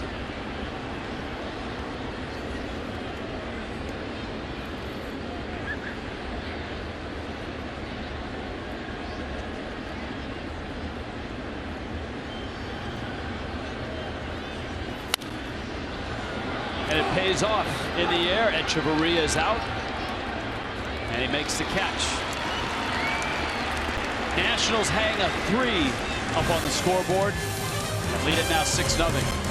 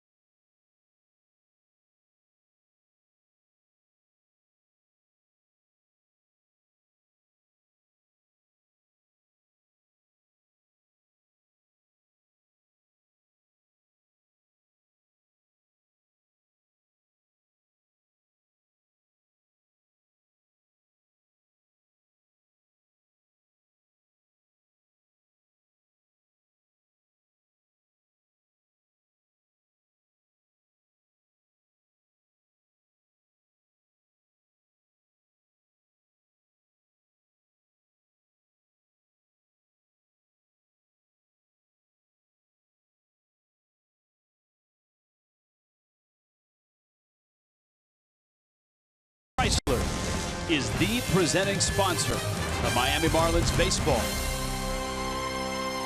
Hot, humid outside. Gorgeous, though, with the sun brightly shining in downtown Miami. Inside Marlins Park with the rolling windows and the roof shut, the AC on. Max Scherzer is doing what Max Scherzer does. Right now he's shutting out Miami on just 2 hits. Those 2 hits, as Jeff Mathis takes inside, are of note, though. Ichiro led off the first with a line drive single. His 5th hit of the series. He had 4 hits last night. He had a hit in the 4th that was an infield variety, but a bang-bang play at first, and on the challenge, he was out by a whisker. So the hit counter had to wait for his next at bat. You saw Cole Gillespie in that last shot on deck. That's the pitcher spot. Ichiro will hit 3rd in the inning. The other hit on a 3-2 slider, a rocket to center field off the bat of Giancarlo Stanton. And obviously that's significant if you've been following the Marlins the last 3 weeks. Mathis a hard ground in the hole at short. Espinosa so good, and he really has shined being moved over there to replace Desmond defensively. There's one down. Big discounts on all the action with the Steals and Deals Tuesday offer. Discounted tickets as the Marlins and the Rays meet. Now remember, it's a 12:10 start. STEAM Day, Steam Day. For more info, go to marlins.com.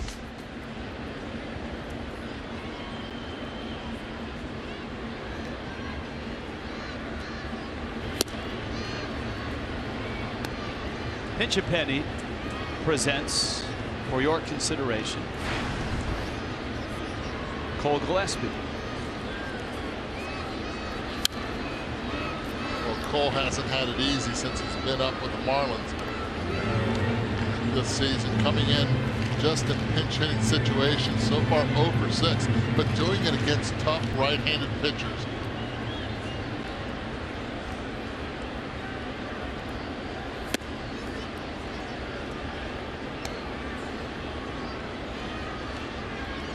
You know that show by Ken Rowe, is it? Dirty Jobs, used to have it. Yes. This is a dirty job. Where he's like in the sewers of Paris. Yes. This right now for Cole Gillespie is a dirty job. I know it's the big leagues, but go out there and face Max Scherzer and be competitive. And foul tip. It's Mike Rowe, not Ken Rowe. My mistake.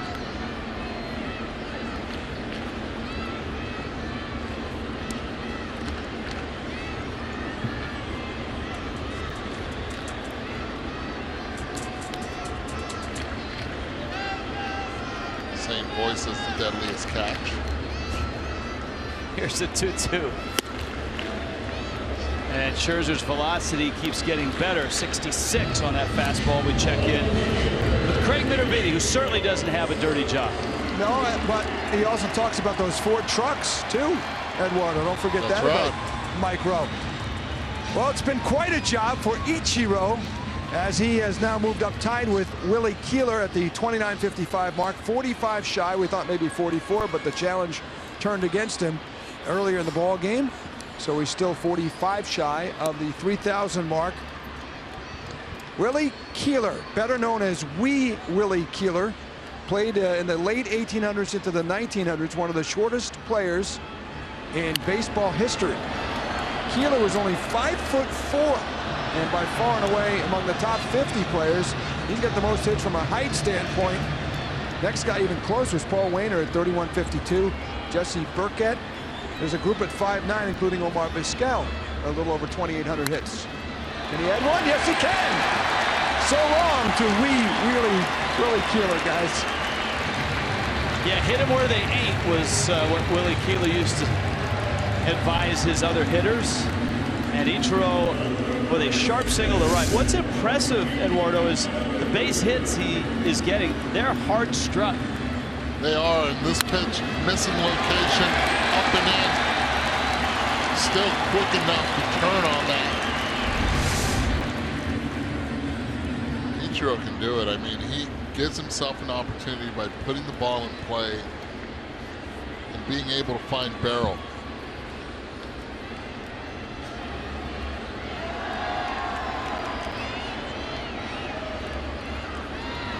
You know, at the start of the season, when you plotted the course for Ichiro to get to 3,000, he needed to get right around 11 hits a month, 10 to 11 hits a month to have a shot at it.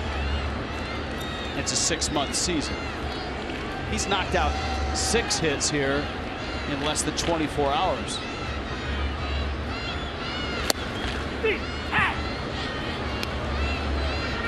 Breaking ball and a strike, and it's 0-2. So if you've got your Ichiro hit counters, and we have ours in the booth, adjust accordingly.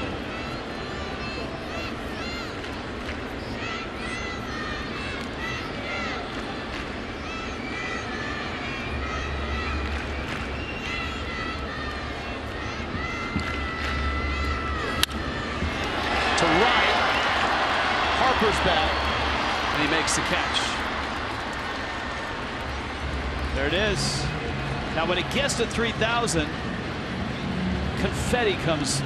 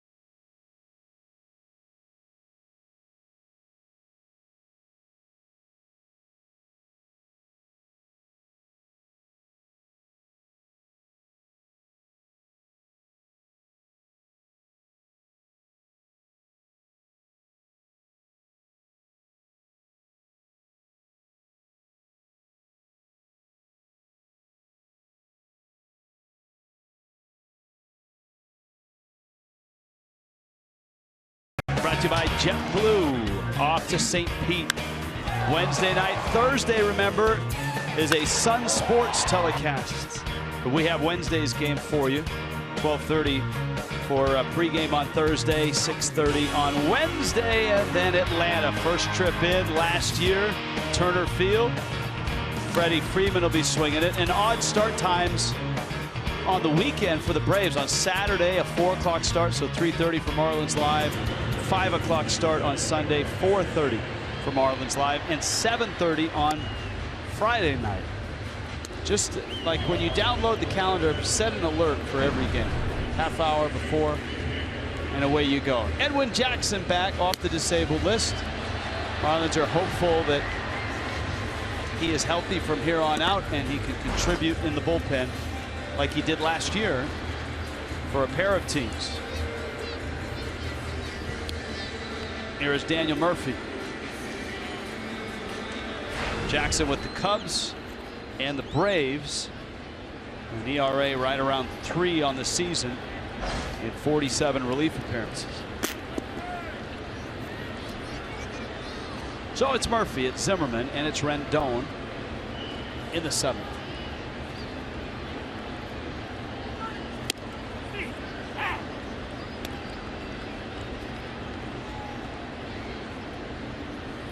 Rays are here tomorrow night.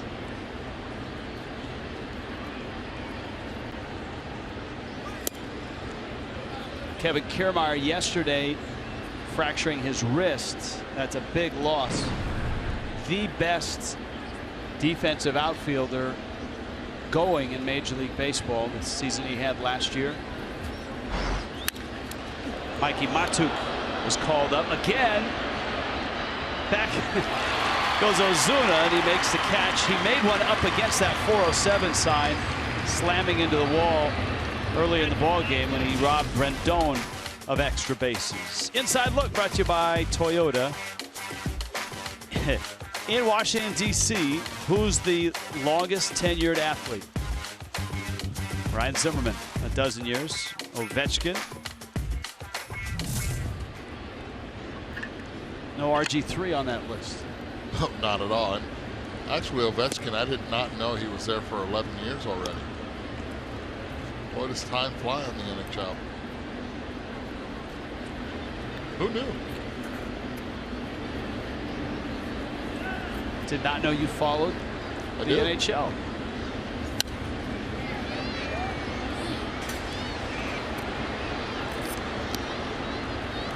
Zimmerman fouls the pitch back. Edwin Jackson, a guy that's been in his major league career traded, and a lot of those were trading deadline deals for teams that wanted him.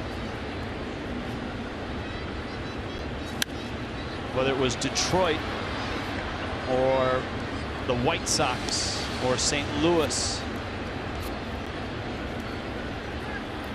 He was a National in 2012 with the Cubs from 13 through the middle of last year, and then finished in Atlanta. Soft fly ball. Stanton in pursuit and dives and got it. Giancarlo had to go a long way, and that's not an easy catch once he got there. Well, give Giancarlo Stanton a lot of credit. Even though he has been struggling offensively, the defense has not struggled. See the route, beautifully done. Part of his game that has been underappreciated, but noticed by those that play with him. Takes a lot of pride in it. Look at the focus.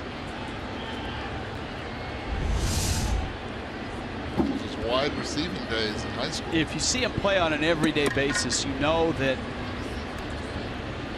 well, he doesn't look fast in the outfield. His first step and his route and his closing speed and the way he finishes plays is different than other bigger outfielders, guys that are his size. And you're right, the wide receiving skills, and we talk about it a lot, really translate to him in right field.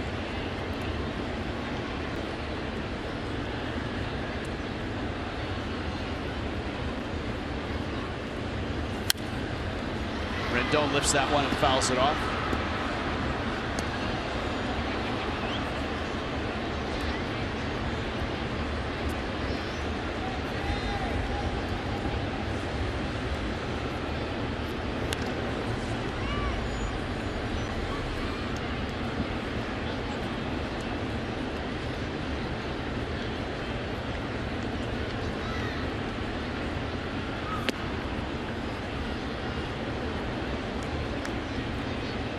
Five and a third for Adam Conley. Brian Morris finished off the sixth. It's Edwin Jackson in his return from the disabled list here in the seventh.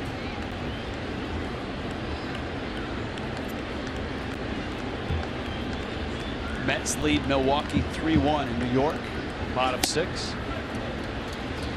Phillies lead Atlanta 3-0, top six. So if this score holds, it'll be costly for the Fish in the standings as they trail not only the Nationals but also the Phillies and the Mets.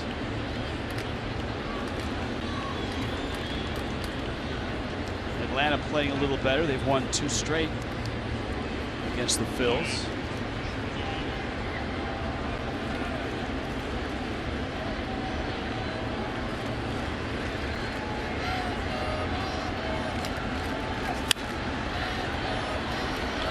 Prado in time, and a nice quiet inning by Edwin Jackson with some help from his right fielder.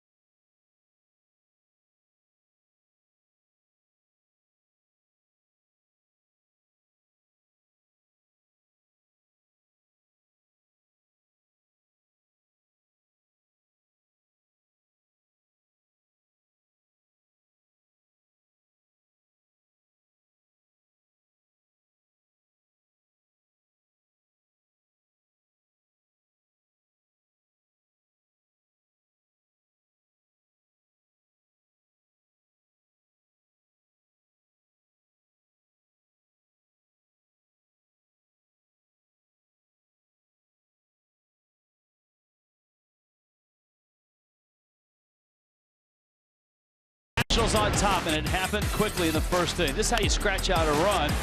Little sacrifice fly. Ben Revere, single at a stolen base. Revere in the middle of it again. As Daniel Murphy scored him on this RBI hit up the middle. Anthony Rendon yanked one into the corner. And the Nationals were off and running. And in the sixth, they poured it on. Two-run single by Danny Espinoza. And then he would score on Ben Revere's hit. Just like that, the Nationals chased Adam Conley, lead it 6-0. And oh, by the way, it's a Max Scherzer start. And Scherzer is going great guns right now. The Marlins have just 3 hits against him. Not a huge volume of strikeouts. But he's, you know, that great statistic of his 20 strikeout game, the efficiency with which he pitched. He may not be getting the strikeouts, Eduardo, but he's plenty efficient right now. 20 batters faced, 20 balls thrown. That just tells you how efficient he's been. The other story for the Marlins is Ichiro. On Ichiro bobblehead day, it's got a hit counter on the base. 4 for 4 last night. So what does he do for an encore? First inning, laser show, center field. So that's one more hit for Ichiro. Next at bat, bang bang play, called safe, out on review. So no hit there. But then his third at bat, smacks it into right field. That's a hit. And Ichiro has 2 more hits as Derek Dietrich climbs in. 6 hits for Ichiro in the last 2 ball games. The hit counter at 2-9. 5-6. He's passed Willie Keeler.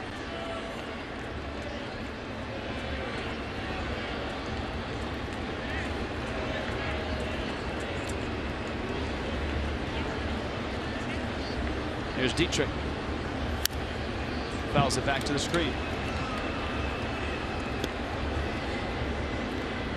Well, fortunately, it has been you and not me with the counter.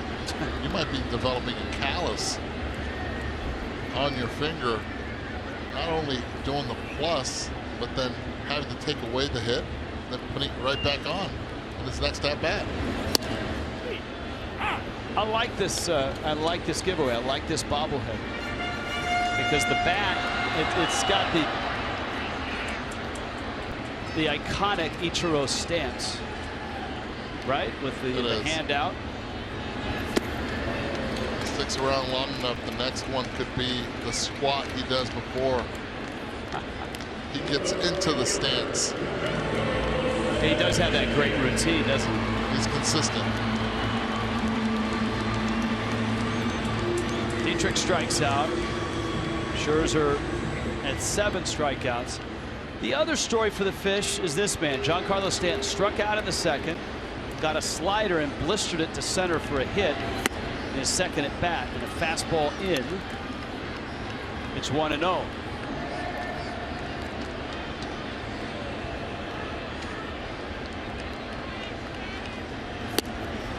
And there's the slider. That's good news right there. When he takes that slider, that front hit doesn't fly open. It's unbelievable what one base hit does to you and your confidence. 95 on the fastball. Yeah, that fastball's outside corner.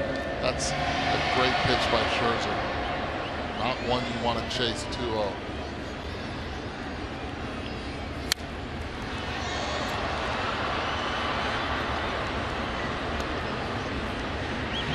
Two balls, 2 strikes, another 96-mile-an-hour fastball. Scherzer opened the game throwing 92, 93. Now it's 96.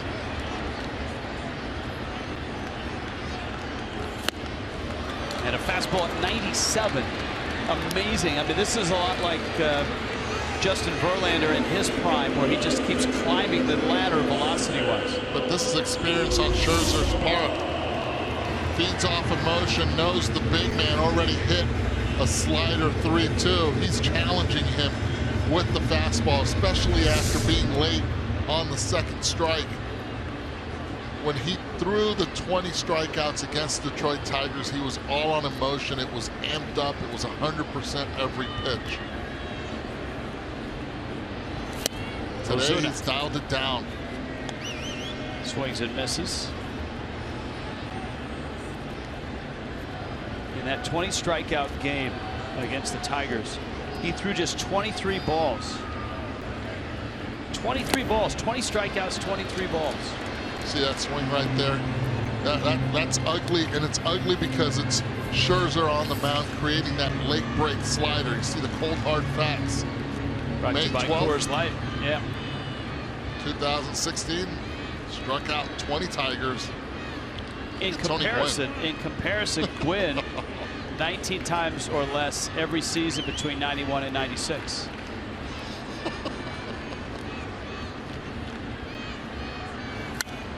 That's having an approach and an idea.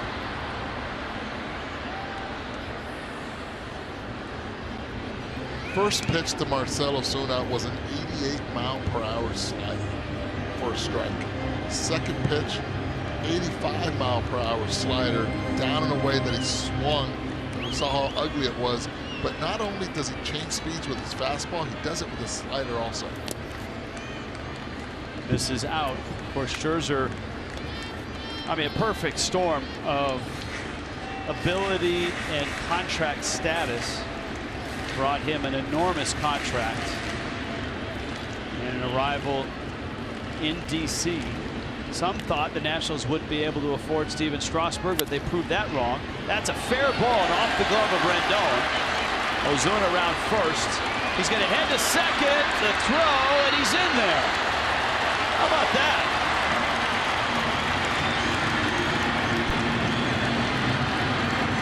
Rendon got to the ball, but was a little off balance, and Ozuna never hesitated.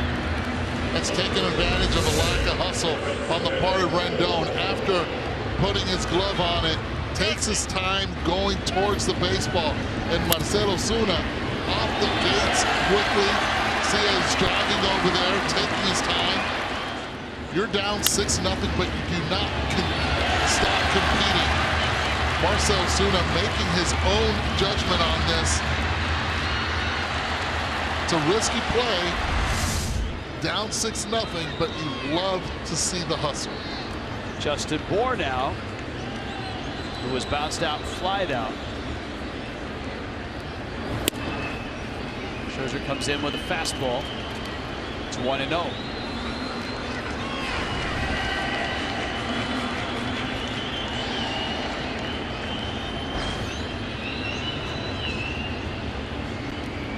Scherzer sets up on that third base side of the rubber.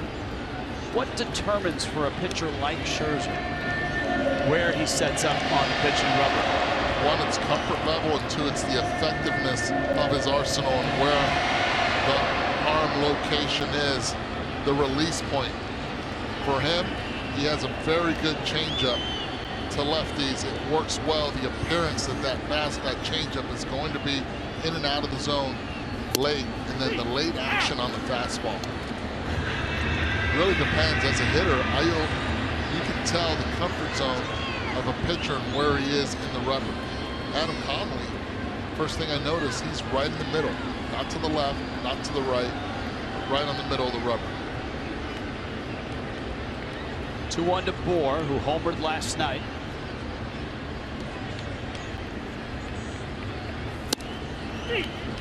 Most four-seam right-handed pitchers are on the third base side of the rubber. Most two-seam right-handed pitchers are on the left side of the rubber because they want that action to appear like that ball is in the zone to try to get those hitters to chase out of the zone. That pitch right on the black.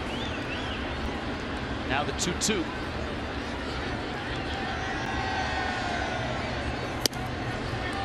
Tried to go right back there.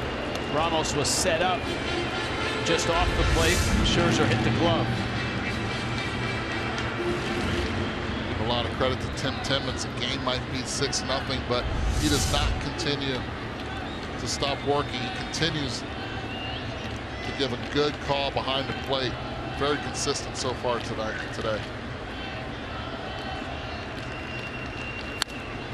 Breaking ball, Bohr blasts it. Upper tank.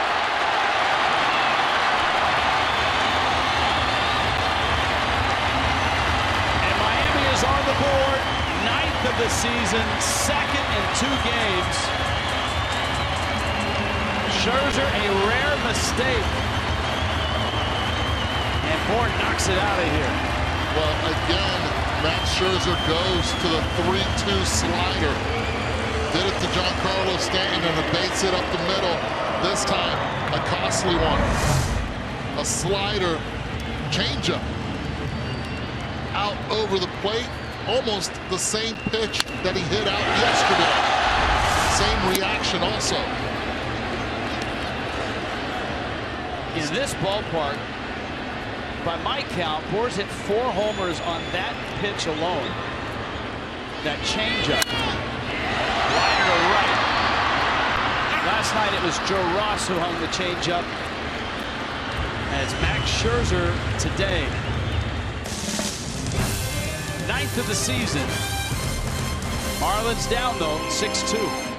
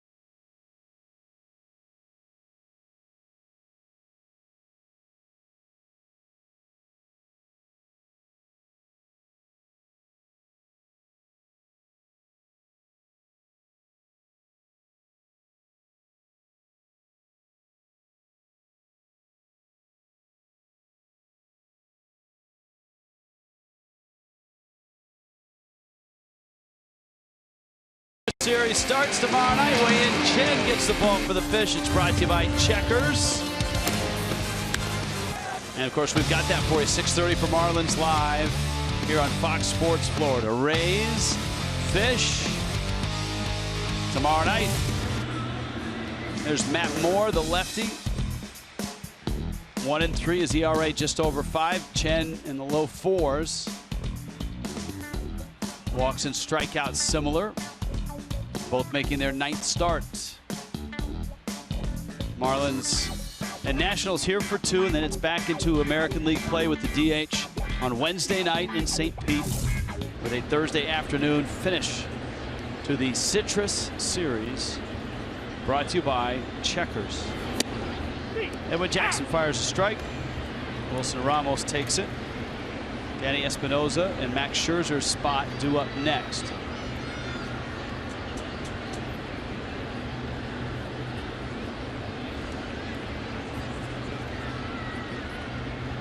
Scherzer sits at 95 pitches. And no, he has not intentionally walked anybody.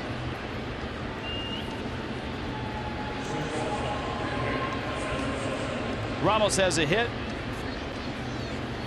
Nationals have banged out 8 of those. And here's Espinosa. Adam Conley walked 7. 3 of those were intentional.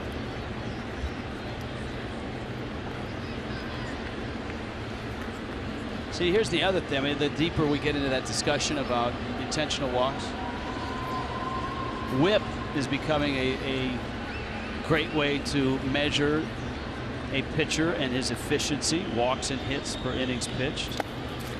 those walks go into whip. Whip is a number that is used in arbitration, though I'm sure at the arbitration hearing both sides will say, hey, your whip was 1-4, and the pitcher's agent will say, yeah, but you had him walked 8-10 guys intentionally.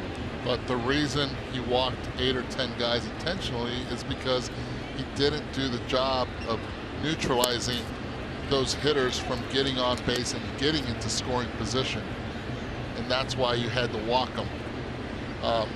It's a double-edged sword if you go that way. Well, wait a minute. My client pitches in the National League East, and the strategy was to not pitch to Bryce Harper at any cost. So my client walked Bryce Harper intentionally 7-8 times on your orders, I will say.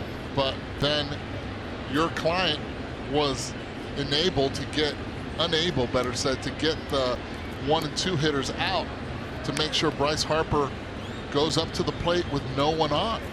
Now, if that runner or that hitter is at first base, I'll pitch to Bryce Harper. But don't allow that runner to get to second or third, because I won't. All right, we'll settle for $9 million a year. How's that? All right. Bouncer a second. Dietrich pivots out there. Etch will hold it. Espinosa runs pretty well. Have you ever been in an arbitration hearing? No, but I'd love to. I'd love to. I think I have a pretty good case on this one. I've heard from a lot of players, as you get the force out there, you see how Derek Dietrich uses his footwork nicely. You know, Perry Hill's happy with that. Yes. It's an ugly scene. A lot of agents tell the players, just don't show up because you're going to hear stuff you don't want to really hear about yourself. Yet the team loves you, but they're trying to protect every penny. It's emotional. And that's why in a lot of cases, the majority of cases, it never gets to that. Both sides will settle on a number in between.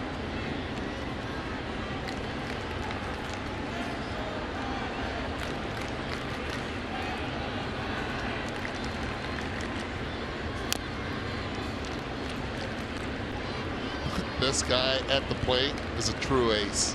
95 pitches in the game, up 6-2 in the top of the 8th. Dusty Baker doesn't even have to think twice about the bullpen. Well, he'd rather not, too, because it's the Nationals and the Mets, and that starts right away. There's tomorrow Colon and Gonzalez. So there's no breather, and the Nationals would like to maybe give it another day off to the back of their pen, which has really been good lately.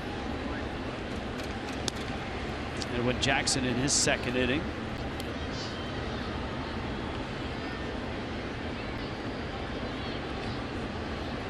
And this was the knock actually on Dusty Baker in Chicago with Kerry Wood and Mark Pryor, allowing them to go deep into games. Both ended up with arm injuries, and that's not on Dusty.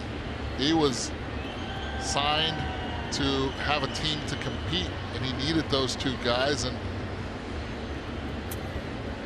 unfortunately for the Cubs, those two guys got hurt.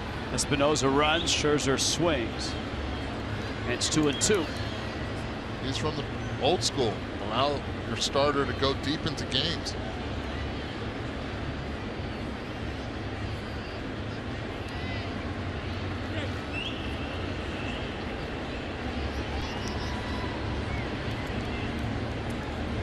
(6-2) ball game. Justin Bour providing Miami with their 2 runs.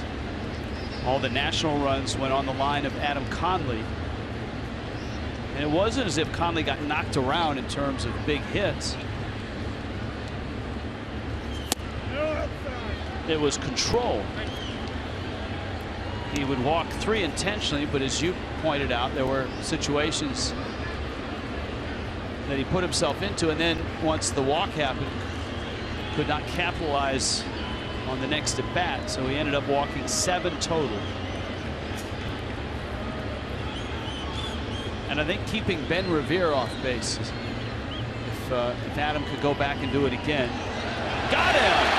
Jackson, the veteran, picks off Espinosa.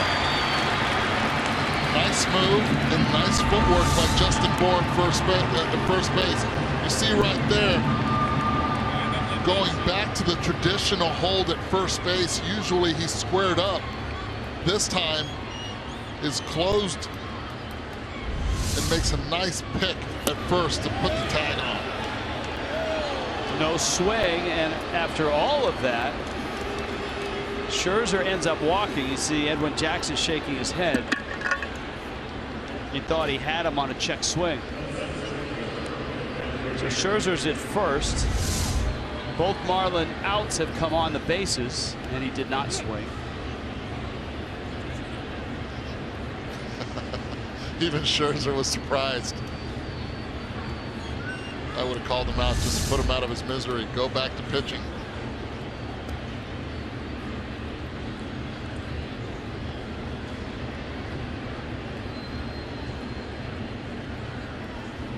So here's Revere, and if you want to name a player of the game outside of Scherzer, maybe now even that Scherzer's given up a couple runs, this is a good place to start. The catalyst in the ball game: a single, a stolen base, a run in the first, a bunt single, stolen base, run in the third, 2-run single in the 6th inning, and he puts one into deep right center that's caught by Ozuna. A nice 2 innings by Edwin Jackson out of the Miami bullpen. 6-2 Nationals.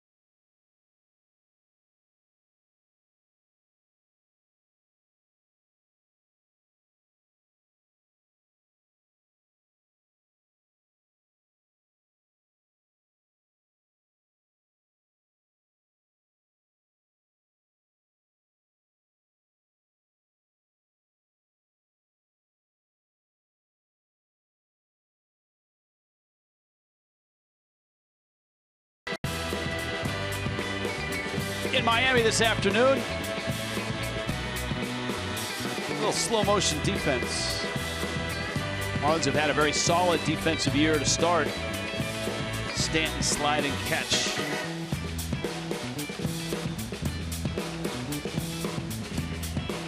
But for the Fish, right now they are 4 runs shy with Max Scherzer still on the mound. 95 pitches in is Scherzer, JT Realmuto, and then it looks like Chris Johnson, and then Ichiro here are the 8th.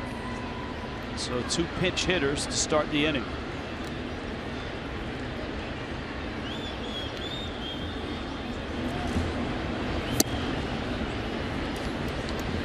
Scherzer's fastball misses. Well, down 4 right now. Don Mattingly's thinking needs to get base runners for the heart of the lineup coming up right after the 8-9 hitters. So you bring in Realmuto, then Johnson.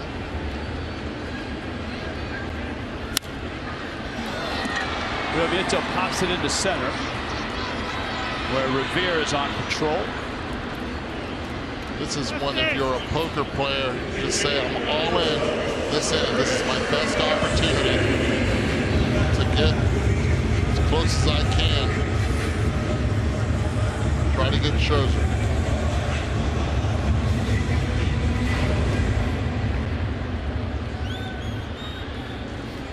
Now Johnson, remember Cole Gillespie pinch hit earlier.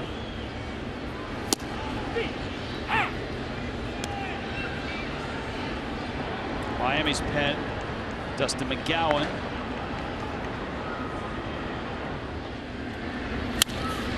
And Chris Johnson, it's a breaking ball, rips it into left.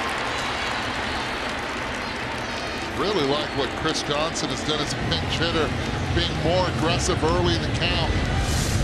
There you see second pitch, you see the dot, that's a slider. Barreling it up, nice balance throughout, great weight transfer. Nicely done.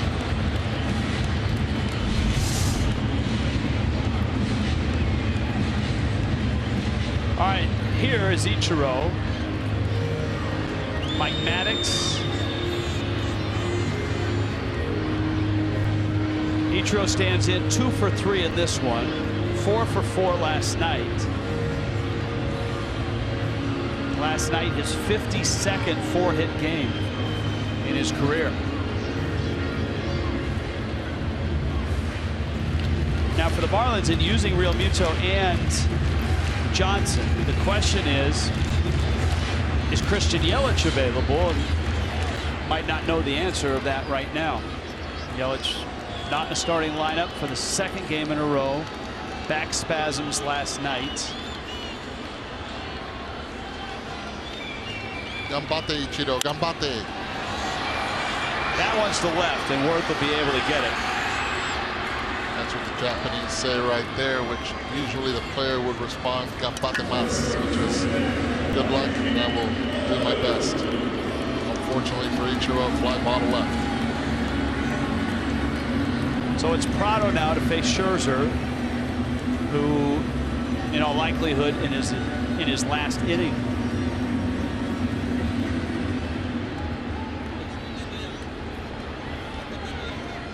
Scherzer has 2 outs here in the 8th. 101 pitches.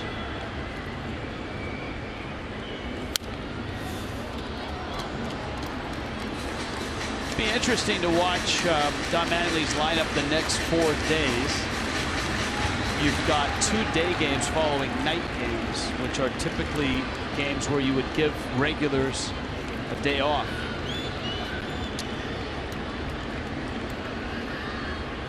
Some managers will give a night off before a day game.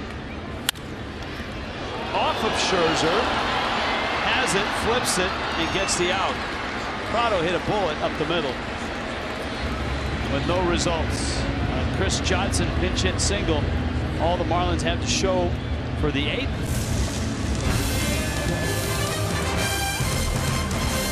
(6-2) Nationals.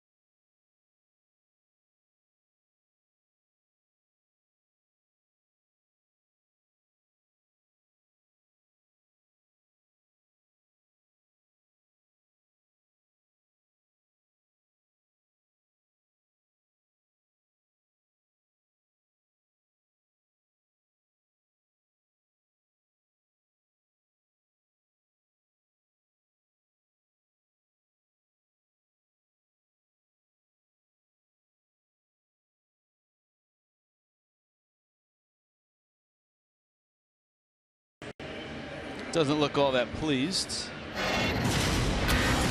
Probably because he's coming out of the game, because he's been in the game for 8 innings and he's been tough to hit. He has. He's been using every pitch, fastball, hard ends, sliders, and changeups down and away. Made one big mistake to Justin Bour. Besides that, that pitch right there has been the tough one to hit. Once you're sitting slider, he'll go to the fastball, and if you're sitting changeup, he'll just tease you with it in and out of the zone. You think he can't play his position? Oh, yes, he can.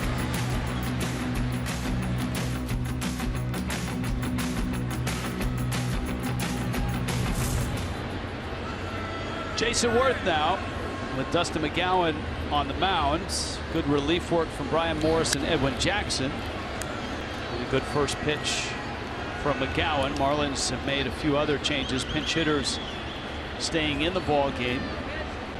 Johnson at third. And Real Muto behind the plate. That means the Marlins, if Yelich is not available, have Miguel Rojas as their only option on the bench right now. Breaking ball, base hit, Worth. First hit of the ball game.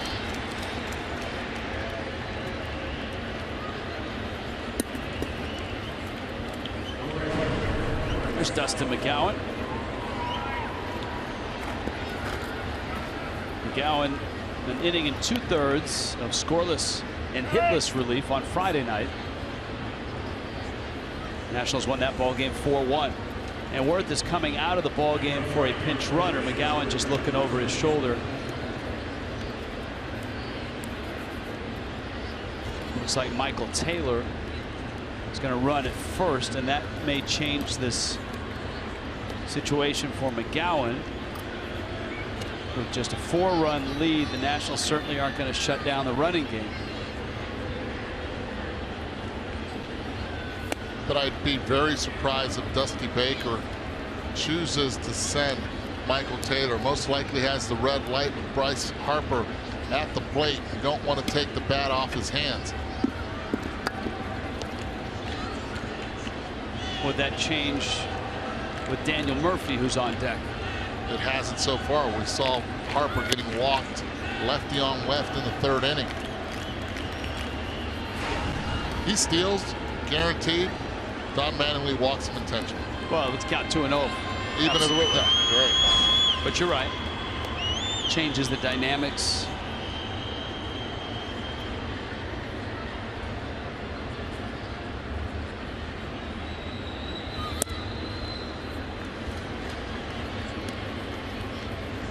For a guy like Taylor, who sometimes I'm sure has a green light to go, is it a red light? Does he get a sign that says, hey, you're not going anywhere? Yes, he gets a red light. He gets a verbal from not only Davey Lopes, but probably from Dusty Baker, loud so everyone can hear it. You're staying right there. And a text message as well.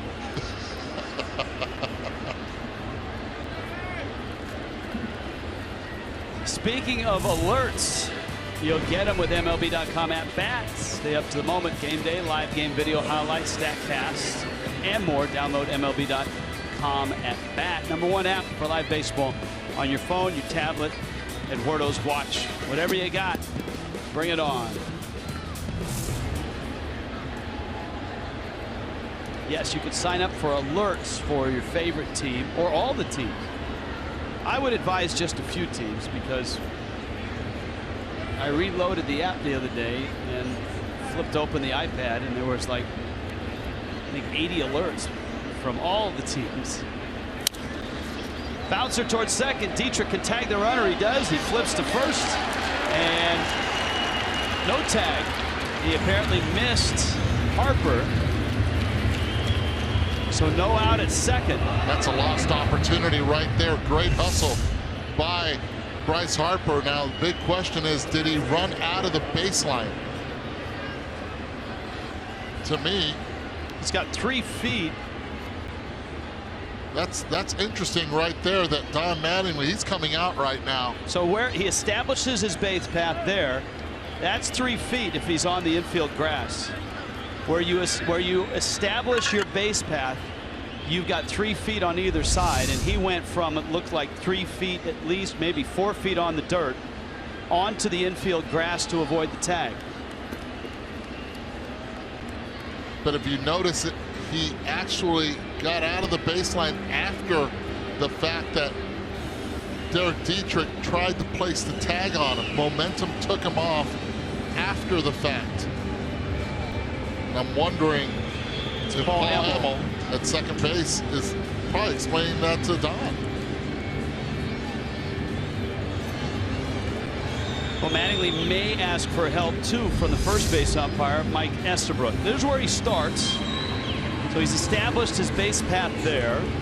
See, but he's still in the dirt right there. He's still in the dirt, and he's already, now is when he gets to the grass. I think this is an excellent call on Paul Hamill's side. Watch where he tries to tag Harper. Harper's still in the dirt. Does he get 3 feet away from there? I believe not. Now is when he gets out of the line after the fact. But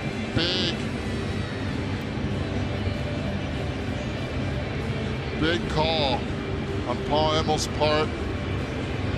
Get runners in scoring position with 1 out.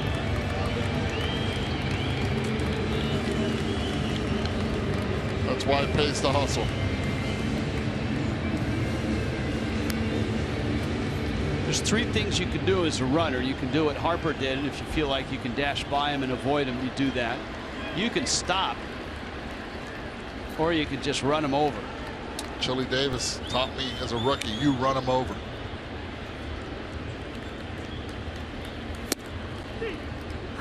I would not want to be run over by Chili Davis. No. Game's a little bit different now. Who was the player that blew up? Was it Albert Bell that blew up Fernando Vina? Yes, yes. Remember that? That's 15 years, maybe more than 15 years ago. And if you're sitting at home, you're probably wondering why Derek Dietrich didn't just flip the ball to second with Daniel Murphy, not a fast runner. Probably could have had 2 that way. So you have your options, but he committed to it. And again, just like I spoke about Martin Prado in the game, you set your mind early what you're going to do on a play in, to your left, to your right, and then you try to execute it to the best of your ability. 1-1. If you're Dietrich and you reach like that and you feel the runner has gone out of the base path, aren't you taught to just go to first, get the out, and hope you get that call? Hope. That's the key word. And in this case, Paul Hamill said he did not get out of the baseline. There was no hope. No hope. 1 out here. McGowan misses low and in to Zimmerman. Or, as the good old Seinfeld show would say, no soup for you. That's true.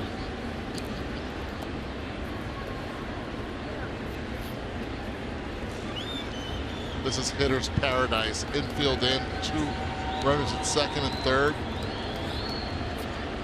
Probability goes way up.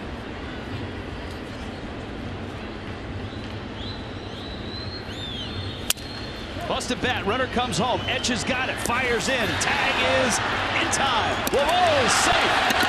Mathis turns around. The runner was called safe. It's Real Muto.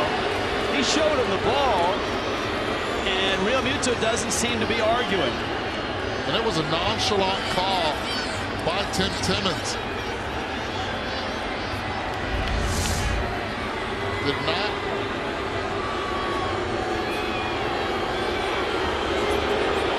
Never got him. Well, Taylor is a terrific slide. This is a better angle to see if the glove got him on the stomach. And you know what? Up is right there. Can't tell if he got his jersey or not. Can't tell. You're right. You just can't tell from that angle. Oh, it did. You could see the jersey move. Let's get the jersey. You could see the jersey move. He's out.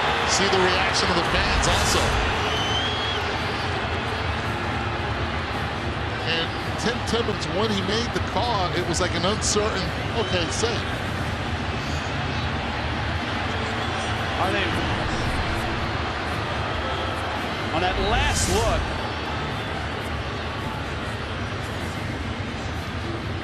Right there. He's got him.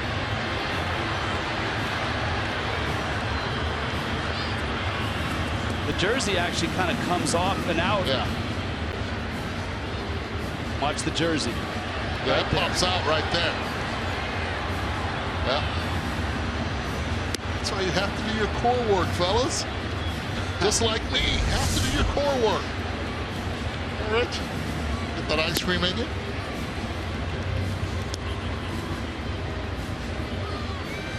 Really nice play by Real Muto. And Echeverria to start it on a broken back ground ball. So Taylor on the slide.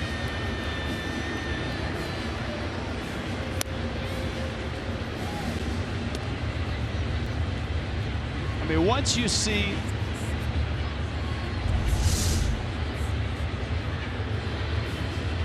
JT says, yeah, he's out. He's pretty confident, and so this one should go Miami's way, and he is out. There it is. And another frustrating at-bat for Zimmerman. Runners in scoring position. Remember, he was the cleanup hitter to start the season. That would have really taken him over the hump. Instead, now runners at the corner with 2 outs. Anthony Rendon at the plate. Both teams a successful challenge. Remember that Ichiro infield hit, which was erased by the Nationals, was by a whisker. Here is Rendon. And maybe this saves McGowan's inning here if he can get Rendon. Nationals still have runners at the corners. Harper at third and Zimmerman at first.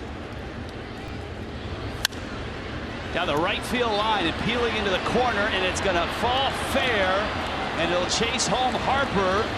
Zimmerman around third. He's coming home, and he will score. And Rendon's got himself a triple.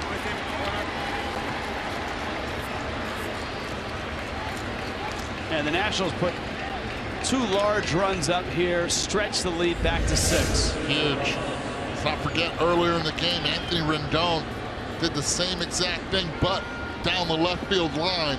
This time, right field line, pitch inside again. Fillets this one as it tails away from Giancarlo. No chance. Drives 2 in with 2 outs. That's a dagger. Wilson Ramos now.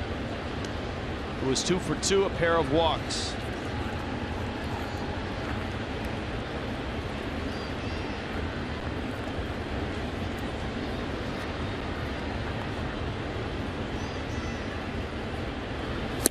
For you kids who don't know who Fernando Vina is or Albert Bell, when we get back, we'll show you the footage of that collision and that play at second. It involved both Harper and Dietrich. We talked about option 3, which is don't stop, don't run by him, just run him over. So hang in there, kids. On to first in time. Plus you get a Giancarlo at bat. All of that coming up.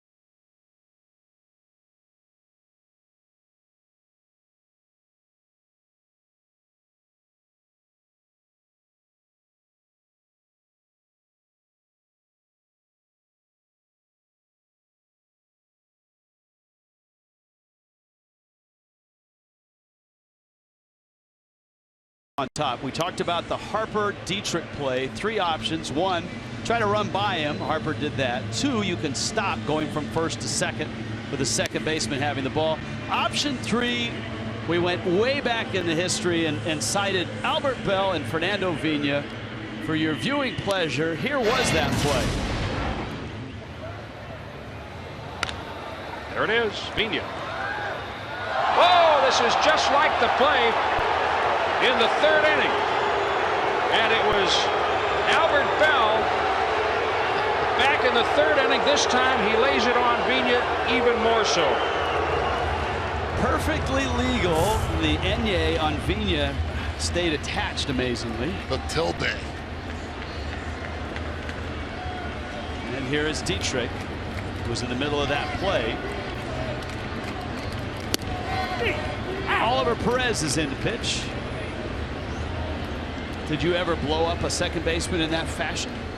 No, not like that, but I was instructed anytime that's the correct way to play the game.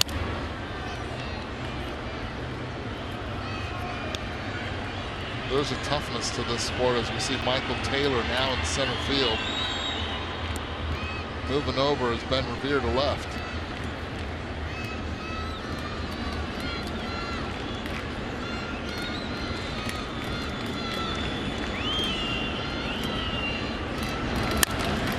Dietrich slaps it down the third base line. Rendon, that's a heck of a play by Anthony Rendon. All his momentum headed towards the Marlins dugout. Dietrich got out of the box. Watch this. This is a great play, and how about trusting your first baseman with this pick? Nicely done, staying through Zimmerman, attacking it. Not easy at all. You know you have some speed going down the line.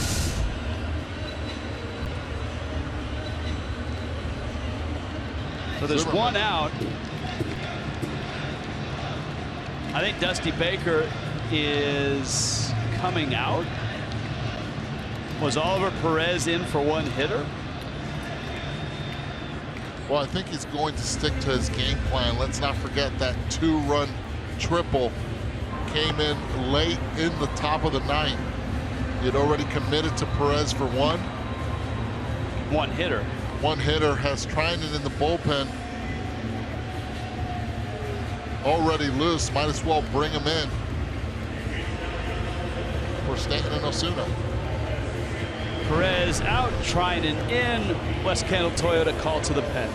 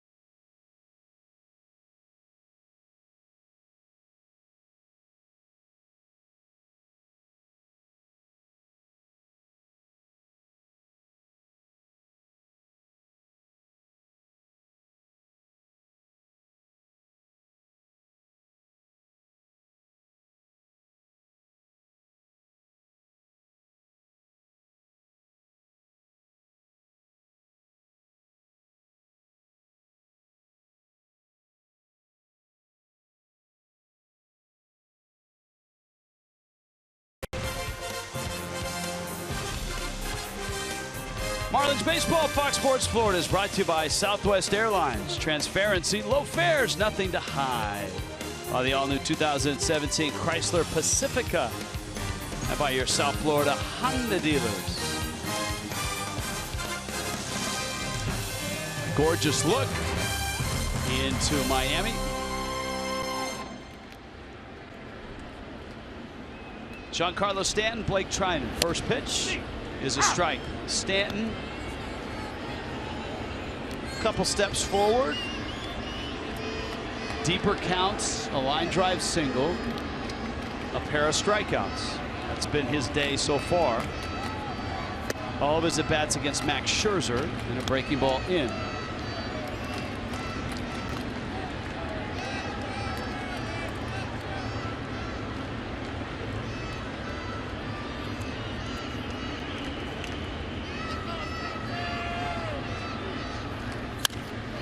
Stanton, sharp ground ball. Espinosa loads up. Man, he's got a rocket for an arm.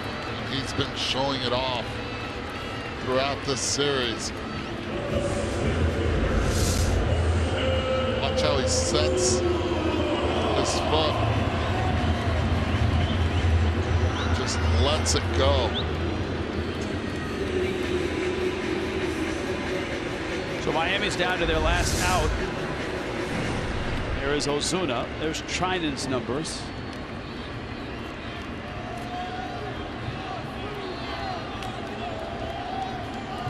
Ozuna doubled in the 7th. That was a hustle double on a ball down the line that glanced off the glove of Rendon, and he nonchalanted over to pick it up. Ozuna raced around first and ended up in second. So in this 3-game set, 2 doubles, a triple, and a homer among the 5 hits for Marcell Ozuna.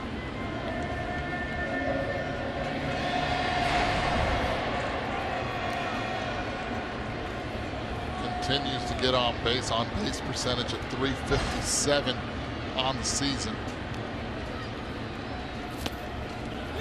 Chases a breaking ball, kicks away. Ozuna hustling to first, and he's out. And Blake Trinan finishes what Max Scherzer started. Scherzer will get the win, and the Nationals take this series 2-1. 8-2 the final here. 10 hits for the Nationals, 6 for Miami. And the Nationals hang a loss on Adam Conley, who goes to 3-3. Scherzer, not a huge volume of strikeouts in this one. But Washington heads home to take on the Mets. The Marlins have the Rays coming here tomorrow night. A review and a preview on Marlins Live postgame coming up.